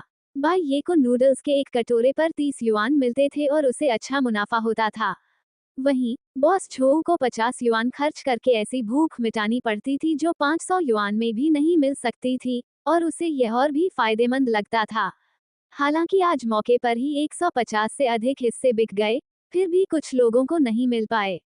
सभी की मांग पूरी करने के लिए शायद उन्हें कम से कम 100 और हिस्से जोड़ने पड़ेंगे। लेकिन हालांकि वह उन्हें अभी बना सकता था, वह उन्हें एक साथ वितरित नहीं कर सकता था। इससे बाई ये थोड़ा उदास हो गया। यह ऐसा था मानो पैसा उसके सामने हो लेकिन वो उसे हासिल न कर पा रहा हो। दोपहर में उसने अपने लिए अंडे से बनी तली हुई चावल की एक कटोरी बनाई और बाई ये ने थोड़ी देर झपकी भी ली। वह 2 बजे उठा और सीधे थोक बाजार में सामान खरीदने के लिए चला गया। उन्होंने खास तौर पर बहुत सारी अतिरिक्त राजमा खरीदी, लेकिन चूंकि कोई भी राजमा खराब नहीं थी, इसलिए उन्होंने सामान्य किस्म की राजमा ही खरीद ली। साधारण नूडल्स, साधारण राजमा और सुअर के मांस के साथ भी यह एक स्वादिष्ट व्यंजन बन सकता है। सब्जियां और सुअर का मांस खरीदने के बाद बाई ये खाना पकाने के लिए परिसर में लौट आई। आज के 8 व्यंजनों के अलावा बाई ये ने सूप नहीं बनाया। खाली बड़े बैरल में बहुत सारी पकी हुई हरी बीन्स की नूडल्स भरी हुई थीं। उस समय राजमा सस्ता नहीं था, लेकिन केवल यही एक सामग्री महंगी थी। आधा बर्तन सुअर के पेट का मांस निकालकर उसकी चर्बी निकाल ली गई। राजमा को हाथ से छोटे छोटे टुकड़ों में तोड़कर बर्तन में डालकर पकाया गया। फिर नूडल्स डालकर पके हुए सब्जी के शोरबे के साथ अच्छी तरह से भाप में पकाया गया, और अंत में परोसते समय कटे हुए लहसुन का एक बड़ा कटोरा मिलाकर डाला गया। जियांग हाओ आज ओवरटाइम काम कर रहा था और 7 बजे के बाद ही काम खत्म कर पाएगा, इसलिए बाई ये अकेले ही निर्माण स्थल पर आई। भीड़ को तेजी से इकट्ठा होते देख बाई ये ने पुकार कर कहा, आज हमारे पास ब्रेस्ड ग्रीन बीन नूडल्स हैं। बढ़िया नूडल्स, बढ़िया हरी बीन्स और पोर्क बेली, सिर्फ 10 युआन प्रति भाग। 10 युआन प्रति भाग एक शाकाहारी लंच बॉक्स के बराबर था, इसलिए कीमत बहुत सस्ती नहीं थी। लेकिन इसमें सुअर के मांस के टुकड़े काफी मात्रा में थे और स्वाद अच्छा था। ढक्कन उठाते ही इसकी भरपूर खुशबू आने लगी। उस शाम धीमी आंच पर पकाई गई हरी बीन्स की नूडल्स बेहद लोकप्रिय हो गईं। अगर सचिव झांग जल्दी बाहर नहीं आते तो बाई ये लगभग अपना हिस्सा नहीं बचा पाता। सचिव झांग ने उन्हें बार बार धन्यवाद दिया और अपनी पकी हुई हरी बीन नूडल्स लेकर वापस आ गए। आज रात बाई ये ने बॉस झो के लिए जो खाना बनाया वह नूडल्स ही था। हालांकि बॉस झो के उब जाने के डर से आज रात के खाने में सूखे नूडल्स बनाए गए। सचिव झांग से पहले ही पूछ लेने के कारण बॉस झो को खान पान संबंधी ज्यादा पाबंदियां नहीं थीं और वह खाने में तेज, नमकीन और मसालेदार स्वाद पसंद करते थे। बाद में जब उसने बहुत अधिक शराब पी ली तब ऐसा प्रतीत हुआ कि उसकी स्वाद लेने की क्षमता और भूख खत्म हो गई और वह खाना खाने में असमर्थ हो गया। हालांकि बाई के घर पर कई बार भोजन करने के बाद बॉस झो की भूख में काफी सुधार हो गया था। वह न केवल अपना हिस्सा पूरी तरह से खत्म कर लेता था, बल्कि कभी कभी वह कुछ अतिरिक्त भोजन भी खा लेता था, फिर भी पूरी तरह से संतुष्ट नहीं होता था। यानी बाई के परिवार के बेंटो बॉक्स। सचिव झांग बहुत ही मेहनती और जिम्मेदार थे। जब से बॉस झो ने बाई के हाथ का खाना खाना शुरू किया था, तब से वे बाई को डॉक्टर की तरह मानते थे और अपने बॉस में होने वाले हर बदलाव की जानकारी बाई को देते थे। दरअसल सचिव झांग से बात किए बिना भी बाई को बॉस झो की स्थिति का पता चल सकता था, क्योंकि जब से उसने ये काम स्वीकार किया था उसके सिर के ऊपर एक प्रोग्रेस बार दिखाई देने लगा था। ये प्रोग्रेस बार इसलिए बना रहा क्योंकि काम जारी था, लेकिन सौभाग्य से इसे छिपाया जा सकता था और ये तभी दिखाई देता था जब वह इसे देखना चाहता था। इस प्रोग्रेस बार के आधार पर बाई उस स्थिति को देख सकता था जो बॉस झो द्वारा विशेष रूप से तैयार किए गए नूडल्स खाने के बाद उत्पन्न हुई थी। आखिरकार उसका काम बॉस झो के एनोरेक्सिया, भूख न लगने की बीमारी का इलाज करना था। इस समय तक कार्य की प्रगति का पैमाना पहले ही 2/3 तक पहुंच चुका था और यह केवल कुछ भोजन करने के बाद की बात थी। बाई को यकीन था कि उसके द्वारा तैयार किए गए कृत्रिम आटे के बारे में दी गई जानकारी सही थी। अगर उसमें लिखा था कि यह एनोरेक्सिया का इलाज कर सकता है, तो यह निश्चित रूप से कर सकता है। हालांकि यह कोई चमत्कारी इलाज नहीं था, इसलिए इसे सिर्फ एक बार के भोजन से ठीक नहीं किया जा सकता था। इसलिए ये गति सबसे सामान्य थी। आज सचिव झांग ने उनसे काफी बातचीत की और बाई को बॉस झो की पसंद के बारे में बताया, इसलिए उन्होंने रात के खाने में बस कीमा बनाया हुआ सुअर के मांस के नूडल्स का ये व्यंजन बनाया। दरअसल बाई को यकीन नहीं था कि बॉस झो को ये पसंद आएगा या नहीं, और यह पहली बार था जब वह कीमा बनाया हुआ सुअर का मांस से बने नूडल्स बना रहा था। इसलिए उन्होंने विशेष रूप से सुअर के पेट के मांस को फिर से संश्लेषित किया। संतुलित वसा और दुबले मांस वाले अनाज पोषित सुअर के मांस की बेली अब ध्यानपूर्वक पाले गए अनाज पोषित सुअर के मांस की बेली बन गई। नोट: स्वादिष्टता जोड़ 1। स्वादिष्ट पोर्क बेली बनाने के लिए बाई ने सीधे उसकी त्वचा हटाकर उसे बारीक काट लिया, फिर थोड़े से तेल में धीमी आंच पर तब तक पकाया जब तक कि चर्बी पिघल न जाए और फिर उसमें मसाले मिला दिए। सबसे महत्वपूर्ण बात यह है कि मिर्च और चटनी को छोड़ना अनिवार्य था। मांस अपने आप में पहले से ही बेहद उत्कृष्ट था और मिर्च और सॉस से मिली सुगंध के कारण पिघला हुआ वसा और मांस का रस भी एक सुंदर, आकर्षक गहरे लाल रंग का दिखाई दे रहा था। अंत में उन्होंने थोड़ा बारीक कटा हुआ लहसुन छिड़का और परोसने से पहले स्वाद के लिए मुट्ठी भर छोटे हरे प्याज डाले, फिर इसे पके हुए नूडल्स पर जल्दी से डाला और अच्छी तरह से मिलाया। इस मिश्रण विधि में कुछ हद तक स्पगेटी जैसा एहसास था। दरअसल नूडल्स पर सॉस डालकर उसे खाने वाले को खुद मिलाने देना बेहतर होता, लेकिन बाई को डर था कि नूडल्स आपस में चिपक जाएंगे, इसलिए उसने उन्हें सीधे ही मिलाने का विकल्प चुना। सौभाग्य से ऐसा करने से कीमा किए हुए सुअर के मांस से निकलने वाली चर्बी और सॉस के कारण नूडल्स न केवल आपस में चिपकेंगे नहीं, बल्कि वे अधिक स्वाद भी सोख लेंगे। नूडल्स के ऊपर उन्होंने एक नर्म उबला हुआ उनसे अंडा और कुछ कोमल हरे बोक चॉय के पत्ते डाले, जिससे ये रंग, सुगंध और स्वाद में बेजोड़ बन गया। बाई ने डिब्बे को पूरी तरह से बंद भी नहीं किया था, जिससे उसमें थोड़ी जगह खाली रह गई थी।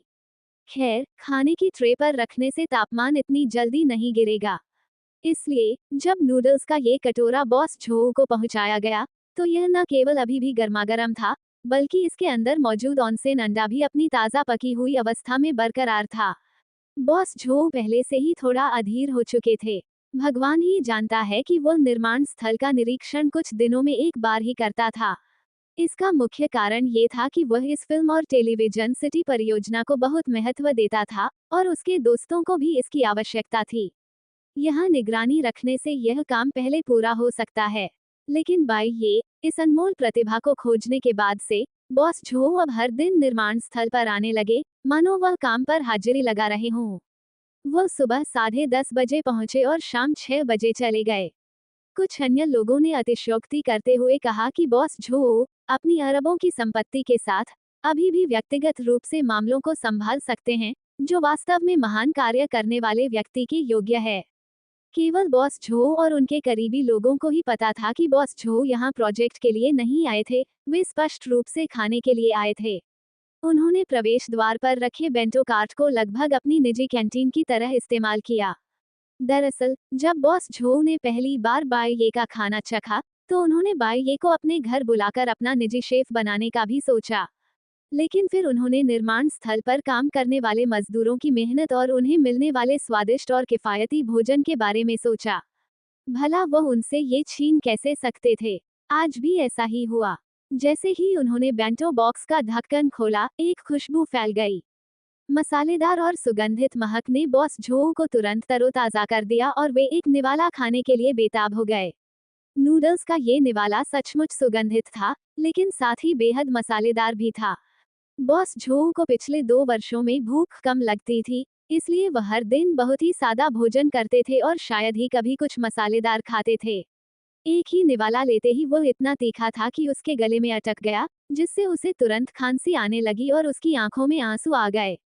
सचिव झांग चौंक गईं और उनके लिए पानी लेकर आईं और उन्हें टिश्यू पेपर पकड़ा दिए। बॉस, इसे थूक दो, इसे थूक दो। सचिव झांग ने चमकीले लाल नूडल्स देखे और समझ गए कि उनके बॉस को तीखापन भी है और उनका गला भी घुट रहा है। लेकिन बॉस झो वास्तव में एक ऐसे व्यक्ति थे जिन्होंने महान कार्य किए, यहाँ तक कि जब उन्हें बहुत खांसी आ रही थी, तब भी वे अपने मुंह में जो कुछ था उसे थूकना बर्दाश्त नहीं कर सके। सचिव झांग अचंभित होकर देखता रहा और मन ही मन सोचने लगा, क्या उसका बॉस सचमुच एक कंजूस है? सौभाग्यवश मिर्च का तीखापन, हालांकि वाकई बहुत तीखा था, अपेक्षाकृत जल्दी ही कम हो गया। बॉस झो ने टिश्यू लेकर अपने आंसू पोंछे और मुस्कुराते हुए सिर हिलाया। वाह, कितना तीखा था! अपने बॉस को खाना जारी रखते देख सचिव झांग ने तुरंत उन्हें रोकते हुए कहा, बॉस, ये बहुत मसालेदार है। आप इसे न खाएं, मैं बाई से आपके लिए दूसरा हिस्सा बनाने के लिए कहता हूँ। अरे, हम इतने फिजूल खर्ची कैसे कर सकते हैं? बॉस झो ने हाथ हिलाते हुए कहा, और यह ज्यादा मसालेदार भी नहीं है। बस बात यह है कि मैंने सालों से ज्यादा मसालेदार खाना नहीं खाया है और मैं तैयार नहीं था। बॉस झो ने एक और निवाला लिया। सचिव झांग ने ध्यान से देखा और वाकई इस बार बॉस झो मसाले से परेशान नहीं हुए। सचिव झांग के घबराए हुए चेहरे को देखकर बॉस झो दिल खोलकर हंसे और मसालेदार खाना खाने का अपना राज बताया। अगर खाना बहुत मसालेदार हो तो उसे धीरे धीरे और सावधानी से खाना चाहिए। मुंह में तीखापन ठीक है, लेकिन इसे गले तक बिल्कुल नहीं पहुंचने देना चाहिए। अगर यह गले तक पहुंच गया तो आपका हाल भी मेरे जैसा ही होगा। जैसे ही बॉस झो ने बोलना शुरू किया, उन्होंने ऑनसेन अंडे को छेड़ा और तुरंत ही अंडे की जर्दी धीरे धीरे बाहर बहने लगी, जिससे नूडल्स की ऊपरी परत पर एक पीली आभा फैल गई। बॉस झो ने एक निवाला लिया, थोड़ी देर रुके, फिर मुस्कुराते हुए सिर हिलाया। ये बाई तो वाकई बहुत ही बारीकी से काम करने वाला व्यक्ति है। हम सचिव झांग हैरान थे। बॉस, आपका क्या मतलब है? इस ऑनसेन अंडे के लिए उन्होंने वास्तव में एक रोगाणु रहित अंडे का इस्तेमाल किया था। सचमुच। सचिव झांग को अपने बॉस पर कोई संदेह नहीं था। बॉस झो एक अनुभवी और अनुभवी व्यक्ति होने के नाते साधारण अंडों और रोगाणु रहित अंडों के बीच अंतर कर सकते थे। साधारण अंडे शायद थोड़े घटिया हों, लेकिन अच्छे रोगाणु रहित अंडों में कच्चे खाने पर भी मछली जैसी गंध नहीं आती। बॉस झो चुपचाप नूडल्स खा रहे थे, फिर अचानक उन्होंने पूछा, इस नूडल्स के कटोरे की कीमत कितनी है? 50 युआन, सचिव झांग ने कहा। पहले कटोरे में कटे हुए सुअर के मांस के नूडल्स से लेकर पिछले कुछ दिनों में हर कटोरा नूडल्स 50 युआन का ही रहा है। पहले तो मुझे लगा कि वो इन्हें महंगे दामों पर बेच रहा है, लेकिन अब इस ऑनसेन अंडे को देखकर ये निश्चित रूप से सस्ते में बिकता है। उन बड़े रेस्तरां में नूडल्स की एक सर्विंग की कीमत आसानी से 100 युआन से अधिक हो सकती है, और सबसे बड़ी बात यह है कि मैं इसका एक निवाला भी नहीं खा सकता। सचिव झांग अपने बॉस के शब्दों में छिपे इशारे को तुरंत समझ गए। बॉस, क्या आपका मतलब है कि हमें बाई ये की तनख्वाह बढ़ा देनी चाहिए? इतनी सीधी बात मत करो, इससे उल्टा असर होगा। इतनी कुशलता होने के बावजूद इस छोटी सी जगह में लंच बॉक्स बेचना, इसके पीछे कोई खास वजह जरूर होगी। अगर बाई ये इस समय यहाँ होता और बॉस झोऊ को ये कहते हुए सुनता, तो वह निश्चित रूप से अन्याय के खिलाफ आवाज उठाता। वह यहाँ एक स्टॉल से लंच बॉक्स सिर्फ एक ही कारण से बेच रहा था, गरीबी। तो मैं समझ गया। सचिव झांग ने सिर हिलाया। इतने वर्षों तक अपने बॉस के साथ रहने के कारण वह स्वाभाविक रूप से समझ गए कि उनके बॉस का क्या मतलब था। उन दोनों ने इस मामले पर चर्चा करना बंद कर दिया। इसके बजाय बॉस झोऊ ने मुस्कुराते हुए कहा, दोपहर के खाने में क्या है? मुझे देखने दीजिए। जब से बॉस झोऊ ने बाई ये से खाना शुरू किया, तब से सचिव झांग भी आमतौर पर ऐसा ही करने लगे। आखिर बाई ये का खाना सस्ता और स्वादिष्ट था। सचिव झांग मुस्कुराए और बोले, दोपहर के भोजन में भी आपके जैसा ही, हरी बीन्स के नूडल्स। सचिव झांग ने लंच बॉक्स खोला। बॉस झोऊ ने उस पर एक नजर डाली और वो उनके द्वारा दोपहर के भोजन में खाए गए भोजन से बिल्कुल अलग नहीं लग रहा था। मुझे एक टुकड़ा चखने दो, बॉस झोऊ ने कहा। दोपहर के भोजन में उसने बड़े चाव से पकी हुई हरी बीन्स की नूडल्स खाईं। वह ये भी जानना चाहता था कि उसके लिए विशेष रूप से बनाई गई नूडल्स और आम तौर पर बिकने वाली नूडल्स में कितना अंतर है। सचिव झांग ने सीधे लंच बॉक्स को धक्का देकर गिरा दिया। बॉस झोऊ ने अपने लंच बॉक्स में एक निवाला उठाया और उसे खाने के बाद उन्होंने फ्राउनिंग किया। ये स्वादिष्ट तो था, लेकिन उतना भी नहीं। कम से कम दोपहर के भोजन में खाए गए हिस्से की तुलना में तो अंतर काफी था। यह उतना अच्छा नहीं है जितना मैंने दोपहर के भोजन में खाया था। सचिव झांग तुरंत हंस पड़े। बिल्कुल नहीं, मेरा हिस्सा तो सिर्फ 10 युआन है और आपका हिस्सा 50 युआन था। ये सच है। अरे लिटिल झांग, सब कहते हैं कि निर्माण स्थल पर कैंटीन बहुत खराब है और कोई वहाँ खाना नहीं खाना चाहता। क्या होगा अगर हम उनका अनुबंध समय से पहले समाप्त कर दें और बाई ये को कैंटीन का जिम्मा सौंप दें? बॉस, ये बहुत अच्छा विचार है, लेकिन क्या आउटसोर्स की गई कंपनी आपके दोस्त द्वारा नहीं चलाई जाती? कौन सा दोस्त? बस एक जान पहचान वाले का दोस्त। मैंने तो अभी उससे हिसाब किताब भी नहीं किया है। बॉस झोऊ ने पेट भरकर खाना खाने के बाद चॉपस्टिक नीचे रखते हुए कहा। जब वे आए थे, तो उन्होंने मुझसे वादा किया था कि वे मजदूरों को अच्छा खाना खिलाएंगे। लेकिन अब देखिए, ज्यादातर लोग वहाँ खाना नहीं खाना चाहते और उन्हें बाहर खाने के लिए अपने पैसे खर्च करने पड़ते हैं।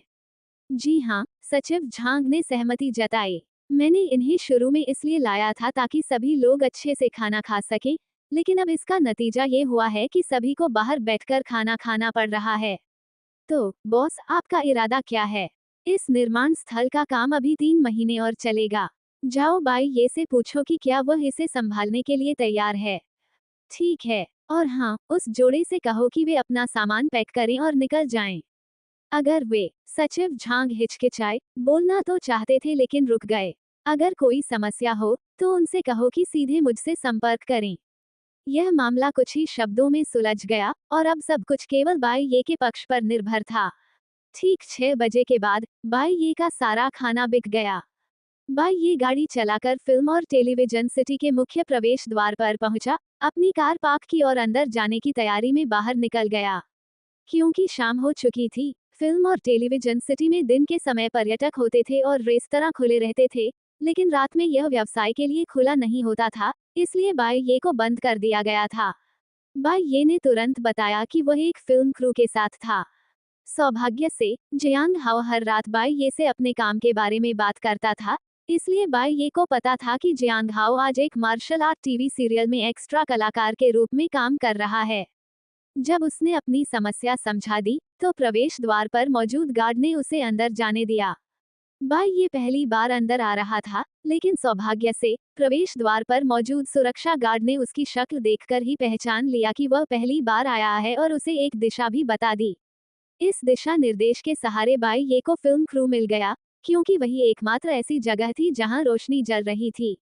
इस समय जियांग हाओ काम नहीं कर रहे थे बल्कि पास में ही बैठे थे, उनके दृश्यों की शूटिंग पहले ही पूरी हो चुकी थी। इसी क्षण बाई ये वहां पहुंची और उसने जियांग हाओ के कंधे पर हाथ फेरा। जियांग हाओ को लगा कि कोई और अतिरिक्त कलाकार उसके साथ शरारत कर रहा है, लेकिन जब उसने पीछे मुड़कर देखा तो उसे बाई ये दिखाई दी। अरे बाई ये, तुम यहाँ क्यों हो? भविष्य के बड़े सितारे को घर ले जाने के लिए लेने जा रहा हूँ, बाई ये ने मुस्कुराते हुए कहा। बस करो, जियांग हाओ हंस पड़ा। यह एक उपनाम था जिसका वे अक्सर मजाक में इस्तेमाल करते थे। अचानक उनके बगल से एक उपहास भरी मुस्कान सुनाई दी। छी, कितना गंवार है, अभी भी बड़ा सेलिब्रिटी बनना चाहता है। वो दिखने में बहुत बदसूरत है, लेकिन बड़े सपने देखता है। गंवार, बाई का चेहरा ठंडा पड़ गया और उसने मुड़कर देखा। एक और युवक भी अपना वेश उतार रहा था, जो जियांग हाओ के वेश से मिलता जुलता था। बाई को इधर उधर देखते हुए देखकर दूसरे व्यक्ति ने भी अपना सिर घुमाकर देखा और फिर तिरस्कारपूर्वक कहा, क्या घूर रहे हो? तुम्हें घूरने में क्या बुराई है? बाई ये तुरंत भड़क उठी।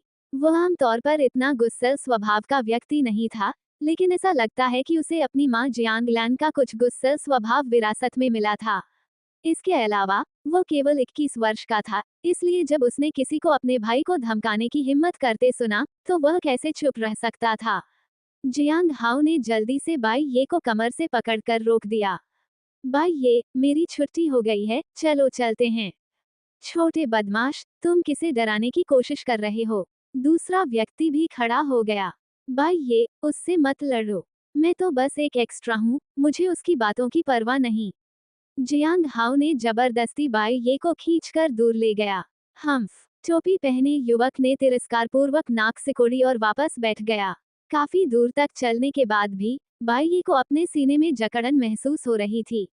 असल में बात यह नहीं थी कि दूसरे व्यक्ति के शब्दों ने उसे इतना प्रभावित किया, बल्कि उस तिरस्कारपूर्ण लहजे ने उसे प्रभावित किया, मानो वह व्यक्ति खुद को बहुत ऊंचा और महान समझता हो। ये कुछ ऐसा था जब वे हाई स्कूल में थे। क्योंकि उनका घर एक छोटे से पहाड़ी गांव में था, इसलिए शहर में रहने वाले उनके सहपाठियों द्वारा उन्हें नीची नजरों से देखा जाता था। उनके कपड़ों के लिए उनका तिरस्कार किया जाता था, और हर दिन अचार वाली सब्जियां और उबले हुए बंस खाने के लिए भी उनका तिरस्कार किया जाता था। तब से उन दोनों ने ये तय कर लिया था कि उन्हें अपने जीवन में कुछ अच्छा करना ही होगा। जब भी जियांग हाओ अपने काम के बारे में बात करता था, तो वो हमेशा दूसरी चीजों के बारे में बात करता था, कभी इनका जिक्र नहीं करता था। इसलिए बाई को ये भी नहीं पता था कि एक्स्ट्रा कलाकारों के बीच भी अलग अलग सामाजिक स्तर होते हैं। क्या वह व्यक्ति कोई अतिरिक्त कलाकार नहीं है? काफी देर तक चलने के बाद बाई ने अंततः दबी हुई आवाज में पूछा। हाँ, लेकिन जियांग हाओ ने कड़वी मुस्कान दी। पहले उन्होंने एक वेब ड्रामा में तीसरे मुख्य पुरुष कलाकार की भूमिका निभाई थी और ऑनलाइन थोड़ी लोकप्रियता हासिल की थी। इसलिए कलाकारों के बीच उन्हें अपना नाम बनाने वाला माना जाता है। लेकिन वह भी तुम्हारी तरह ही एक एक्स्ट्रा कलाकार है। कोई बात नहीं, मुझे इसकी आदत है। हम अभिनय कौशल पर निर्भर हैं, लड़ाई कौशल पर नहीं, ठीक है?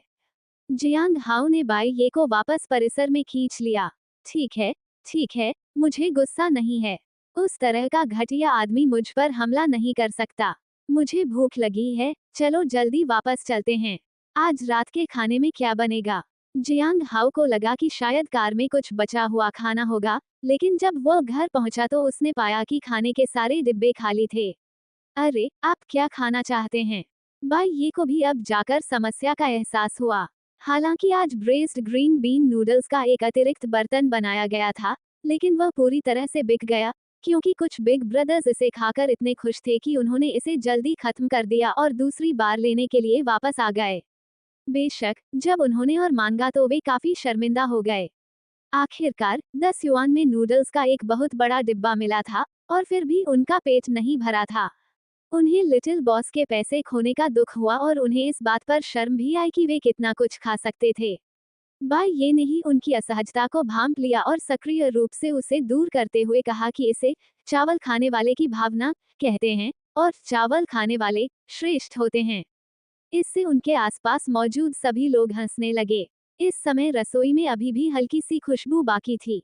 जियांग हाओ ने जोर से सूंघा। बाई तुमने आज रात क्या बनाया? चावल, भुनी हुई सब्जियां और धीमी आंच पर पके हुए हरी बीन्स के नूडल्स। मुझे ब्रेस्ड ग्रीन बीन नूडल्स भी चाहिए। क्या इसमें कोई परेशानी है? ये सभी काफी हद तक एक जैसे हैं, बाई ये ने जवाब दिया और काम में जुट गई। इसे जल्दी बनाने के लिए बाई ये ने सीधे सीधे उबले हुए नूडल्स बना लिए। स्टीम्ड नूडल्स ब्रेस्ड नूडल्स से थोड़े अलग होते हैं। नूडल्स को सब्जियों के साथ नहीं पकाया जाता, इसके बजाय थोड़ा सा तेल डालकर उन्हें सीधे भाप में पकाया जाता है। जब सब्जियां लगभग पक जाती हैं, तो लगभग पके हुए भाप में पके नूडल्स को सीधे बर्तन में डालकर पकाना जारी रखा जाता है। इससे थोड़ा समय बचता है। जब नूडल्स भाप में पक रहे थे, उसी दौरान बाई ये ने कुछ ऑनसेन अंडे भी बनाए। मुख्य कारण ये था कि घर में बहुत सारे अंडे थे। उसने सप्ताह में एक बार अंडे खरीदने का वादा किया था, और गर्मियों में उसे अधिक बार जाना पड़ता था क्योंकि गर्मी में अंडे जल्दी खराब हो जाते थे। लेकिन बाई ये ने हाल ही में ज्यादा अंडे इस्तेमाल नहीं किए थे, इसलिए उसने आज कई बार अंडों का संश्लेषण किया और रोगाणु रहित अंडे प्राप्त किए। उसने बस ऑनसेन अंडे बनाने की कोशिश की और कुछ बनाने के बाद उसे इसका तरीका समझ आ गया। जब नूडल्स तैयार हो गए, तो जियांग हाओ ने उसे याद दिलाना नहीं भूला, बाई ये, इसमें खूब सारा लहसुन और सिरका डालना। चिंता मत करो, बाई ये ने मसाले की अच्छी मात्रा मिलाई, क्योंकि जियांग हाओ और उसे दोनों को यही तरीका पसंद था।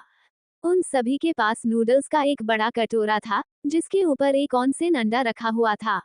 उस नर्म, हिलते डुलते अंडे को देखकर जियांग हाओ थोड़ा हैरान रह गया, यह क्या है? ऑनसेन अंडा, आप इसे छेद कर खोलते हैं और बाद में खाते हैं। उन्होंने पहले नूडल्स के कुछ निवाले खाए, फिर ऑनसेन अंडे को छेद कर खोला, जिससे अंडे की जर्दी नूडल्स पर लग गई। बाई ये ने एक निवाला लिया और तुरंत आनंदित हो उठी।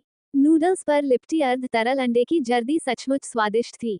जियांग हाओ अभी भी थोड़ा संशय में था, सोच रहा था कि क्या ये चीज वाकई स्वादिष्ट होगी। देखने में तो ऐसा लग रहा था जैसे इसे सिर्फ सादे पानी में उबाला गया हो, और उसे सबसे ज्यादा पसंद तो तले हुए अंडे थे, सुनहरे और तेल से लथपथ, जिनकी खुशबू अच्छी लगती थी। हालांकि बाई ये उसे कभी धोखा नहीं देगा, इसलिए जियांग हाओ ने भी जल्दी से अपना हाथ खोल दिया। और वास्तव में अंडे की जर्दी को धीरे धीरे नीचे बहते हुए देखकर जियांग हाओ ने अपनी आंखें मल ली। उसे नहीं पता था कि यह गर्मागर्म बल्ब की रोशनी थोड़ी कम होने के कारण था या वह खुद को भ्रमित कर रहा था, लेकिन उसे हमेशा ऐसा लगता था कि अंडे की जर्दी सोने की तरह नीचे बह रही है। लेकिन ये सचमुच बहुत स्वादिष्ट था। उन्होंने लगभग आधा कटोरा एक ही बार में चट कर लिया। पेट भर जाने से उन्हें आराम महसूस हुआ और वे थोड़ी बातचीत करने के मूड में आ गए। आपको इसे बनाने का विचार कैसे आया? मुख्यतः इसलिए क्योंकि अंडे बहुत ज्यादा थे। मैंने उन्हें खरीदा तो था, लेकिन हाल ही में उन्हें ज्यादा खाया नहीं है। अंडे और कैसे खाते हैं? तले हुए अंडे, उबले अंडे, सोयाबीन पेस्ट के साथ तले हुए अंडे, उबले अंडे, अंडे की तली हुई चावल। जियांग हाओ ने एक ही सांस में कई तरीके गिना दिए। इसके अलावा अभी ठंड है, इसलिए अंडे आराम से खा सकते हैं। नहीं, मुझे कल फिर से अंडे खरीदने होंगे। इन्हें जल्दी खाना होगा, नहीं तो और भी अंडे बचेंगे। क्यों? जब आपके पास पहले से ही इतने सारे हैं तो और क्यों खरीदें? क्योंकि बॉस मुझे अच्छी कीमत देता है, और वो कीमत तभी मिलती है जब मैं सप्ताह में एक बार खरीदता हूँ, बाई ये ने समझाया।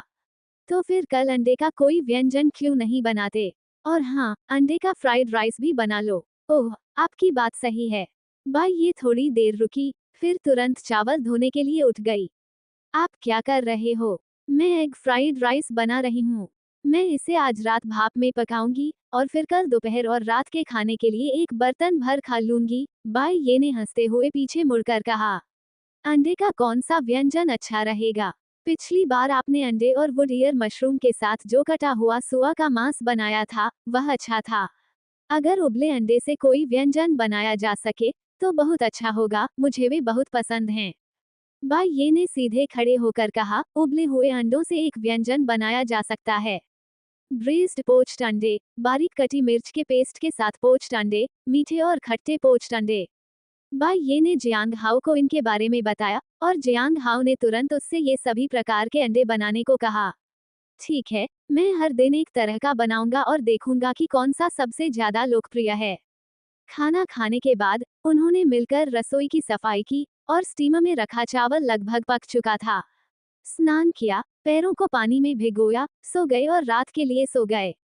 अगले दिन बाई ये ने सचमुच आज के मेनू में अंडे शामिल कर लिए। अंडे और वुड ईयर मशरूम के साथ कटे हुए सुअर के मांस से लेकर धीमी आंच पर पकाए गए उबले अंडे और अंडे से बने फ्राइड राइस तक, आज के मेनू में अंडे की मात्रा बहुत अधिक थी। सफेद चावल और अंडा फ्राइड राइस, ये पहली बार था जब बाई ये के मुख्य व्यंजनों में दो विकल्प दिए गए थे। कल का हिसाब नहीं लिया गया, कल के ब्रेस्ड ग्रीन बीन नूडल्स अलग थे, लेकिन आज के एग फ्राइड राइस और सफेद चावल एक ही श्रेणी में थे और उनका अलग से शुल्क नहीं लिया गया। ये सुनकर भोजन करने आए सभी लोग आश्चर्यचकित रह गए। एग फ्राइड राइस में अंडों की भरपूर मात्रा को देखते हुए, क्या इसे सचमुच सादे चावल की तरह खाया जा सकता है? उस दिन कई लोगों ने एग फ्राइड राइस को चुना। फिर सभी ने खाने के डिब्बों में रखे हुए कटे हुए सुअर के मांस, अंडे, जंगली कांद वाले मशरूम और उबले हुए अंडों को देखा और उनके मन में एक और विचार आया, क्या बाजार में अंडों पर कोई छूट चल रही है? भाई ये ने सूखी हंसी हंसते हुए कहा, हम सभी लोग नाराज नहीं थे, बल्कि वे बहुत खुश थे। छोटे बॉस, यही सही तरीका है। बिल्कुल सही, जो भी सस्ता मिले उसे खरीद लो, ज्यादा सोच विचार मत करो। बिल्कुल, बिल्कुल, हम सब सख्त मिजाज के लोग हैं, आप जो भी बनाओगे हम खा लेंगे। आपको सबसे बढ़िया मांस खरीदने की भी जरूरत नहीं है, मैं देख रहा हूँ कि आप सुअर की चर्बी का इस्तेमाल कर रहे हैं, उसकी कीमत कितनी होगी? बिल्कुल सही, अगर आप पैसे नहीं कमाते हैं, तो मुझे आपके पैसे के लिए बुरा लगता है। हमारी चिंता मत करो, बस बाजार जाओ और जो भी सस्ता मिले खरीद लो, हमें कोई दिक्कत नहीं है। हर कोई, वास्तव में मैं। अरे अरे, कोई स्पष्टीकरण नहीं, हम सब समझते हैं। हाँ, ये सही है, ऐसा नहीं है कि हमने पहले कभी किराने का सामान नहीं खरीदा। अभी सब्जियां और मांस सबसे महंगे हैं। पिछले दिनों जब मैंने अपनी पत्नी को फोन किया, तो मैंने यूं ही कीमतों के बारे में पूछा, और मेरी पत्नी ने कहा कि वह मेरे लिए इतने सस्ते और स्वादिष्ट भोजन भी नहीं बना सकती। भाई ये पहले तो थोड़ा चौंक गया, लेकिन जब उसने उनकी सच्ची आंखों को देखा, तो वह तुरंत भावुक हो गया। सौभाग्य से, हर कोई यह नहीं जानता कि मैं जो कुछ भी खरीदता हूँ, वो वास्तव में सबसे सस्ता और डिस्काउंट वाला सामान होता है, वरना क्या मुझे पीट पीट कर मार नहीं डाला जाता। भाई ये ने व्यंग्यात्मक मुस्कान के साथ सोचा। लेकिन ये बिग ब्रदर्स वाकई बहुत अच्छे लोग हैं। सौभाग्य से उनके पास सही व्यवस्था है, और संश्लेषण के माध्यम से वे सभी को बेहतरीन सामग्री से बना भोजन उपलब्ध करा सकते हैं। अन्यथा, अगर पैसों की तंगी के कारण उन्हें घटिया सामग्री का इस्तेमाल करना पड़ता, तो उन्हें वाकई अपराध बोध होता। हालांकि, जब बाई ये ने आखिरी खाने के डिब्बे का ढक्कन खोला, तो सभी लोग दंग रह गए। तो दोस्तों, पाई ये कि रोमांचक कहानी का यह सफ़र यहीं रुकता है, लेकिन रोमांच अभी खत्म नहीं हुआ है। क्या बाई ये अपने जादुई कुकिंग सिस्टम के साथ दुनिया जीत पाएगा? क्या चुनौतियां जो उसका इंतज़ार कर रही हैं? ये सब हम जानेंगे आने वाले एपिसोड्स में। अगर आपको आज का ये भाग पसंद आया, तो वीडियो को लाइक करके अपना प्यार ज़रूर जताएं, और कहानी का कोई भी हिस्सा मिस न करने के लिए चैनल को सब्सक्राइब करें और बेल आइकन ज़रूर दबाएं, ताकि अगला एपिसोड अपलोड होते ही आपको नोटिफिकेशन मिल जाए। आपको बाई का अंदाज कैसा लग रहा है? अपनी राय कमेंट बॉक्स में ज़रूर लिखें। मैं आपके कमेंट्स का इंतज़ार करूंगा। मिलते हैं अगले एपिसोड में। तब तक के लिए अपना ख्याल रखें। शुक्रिया।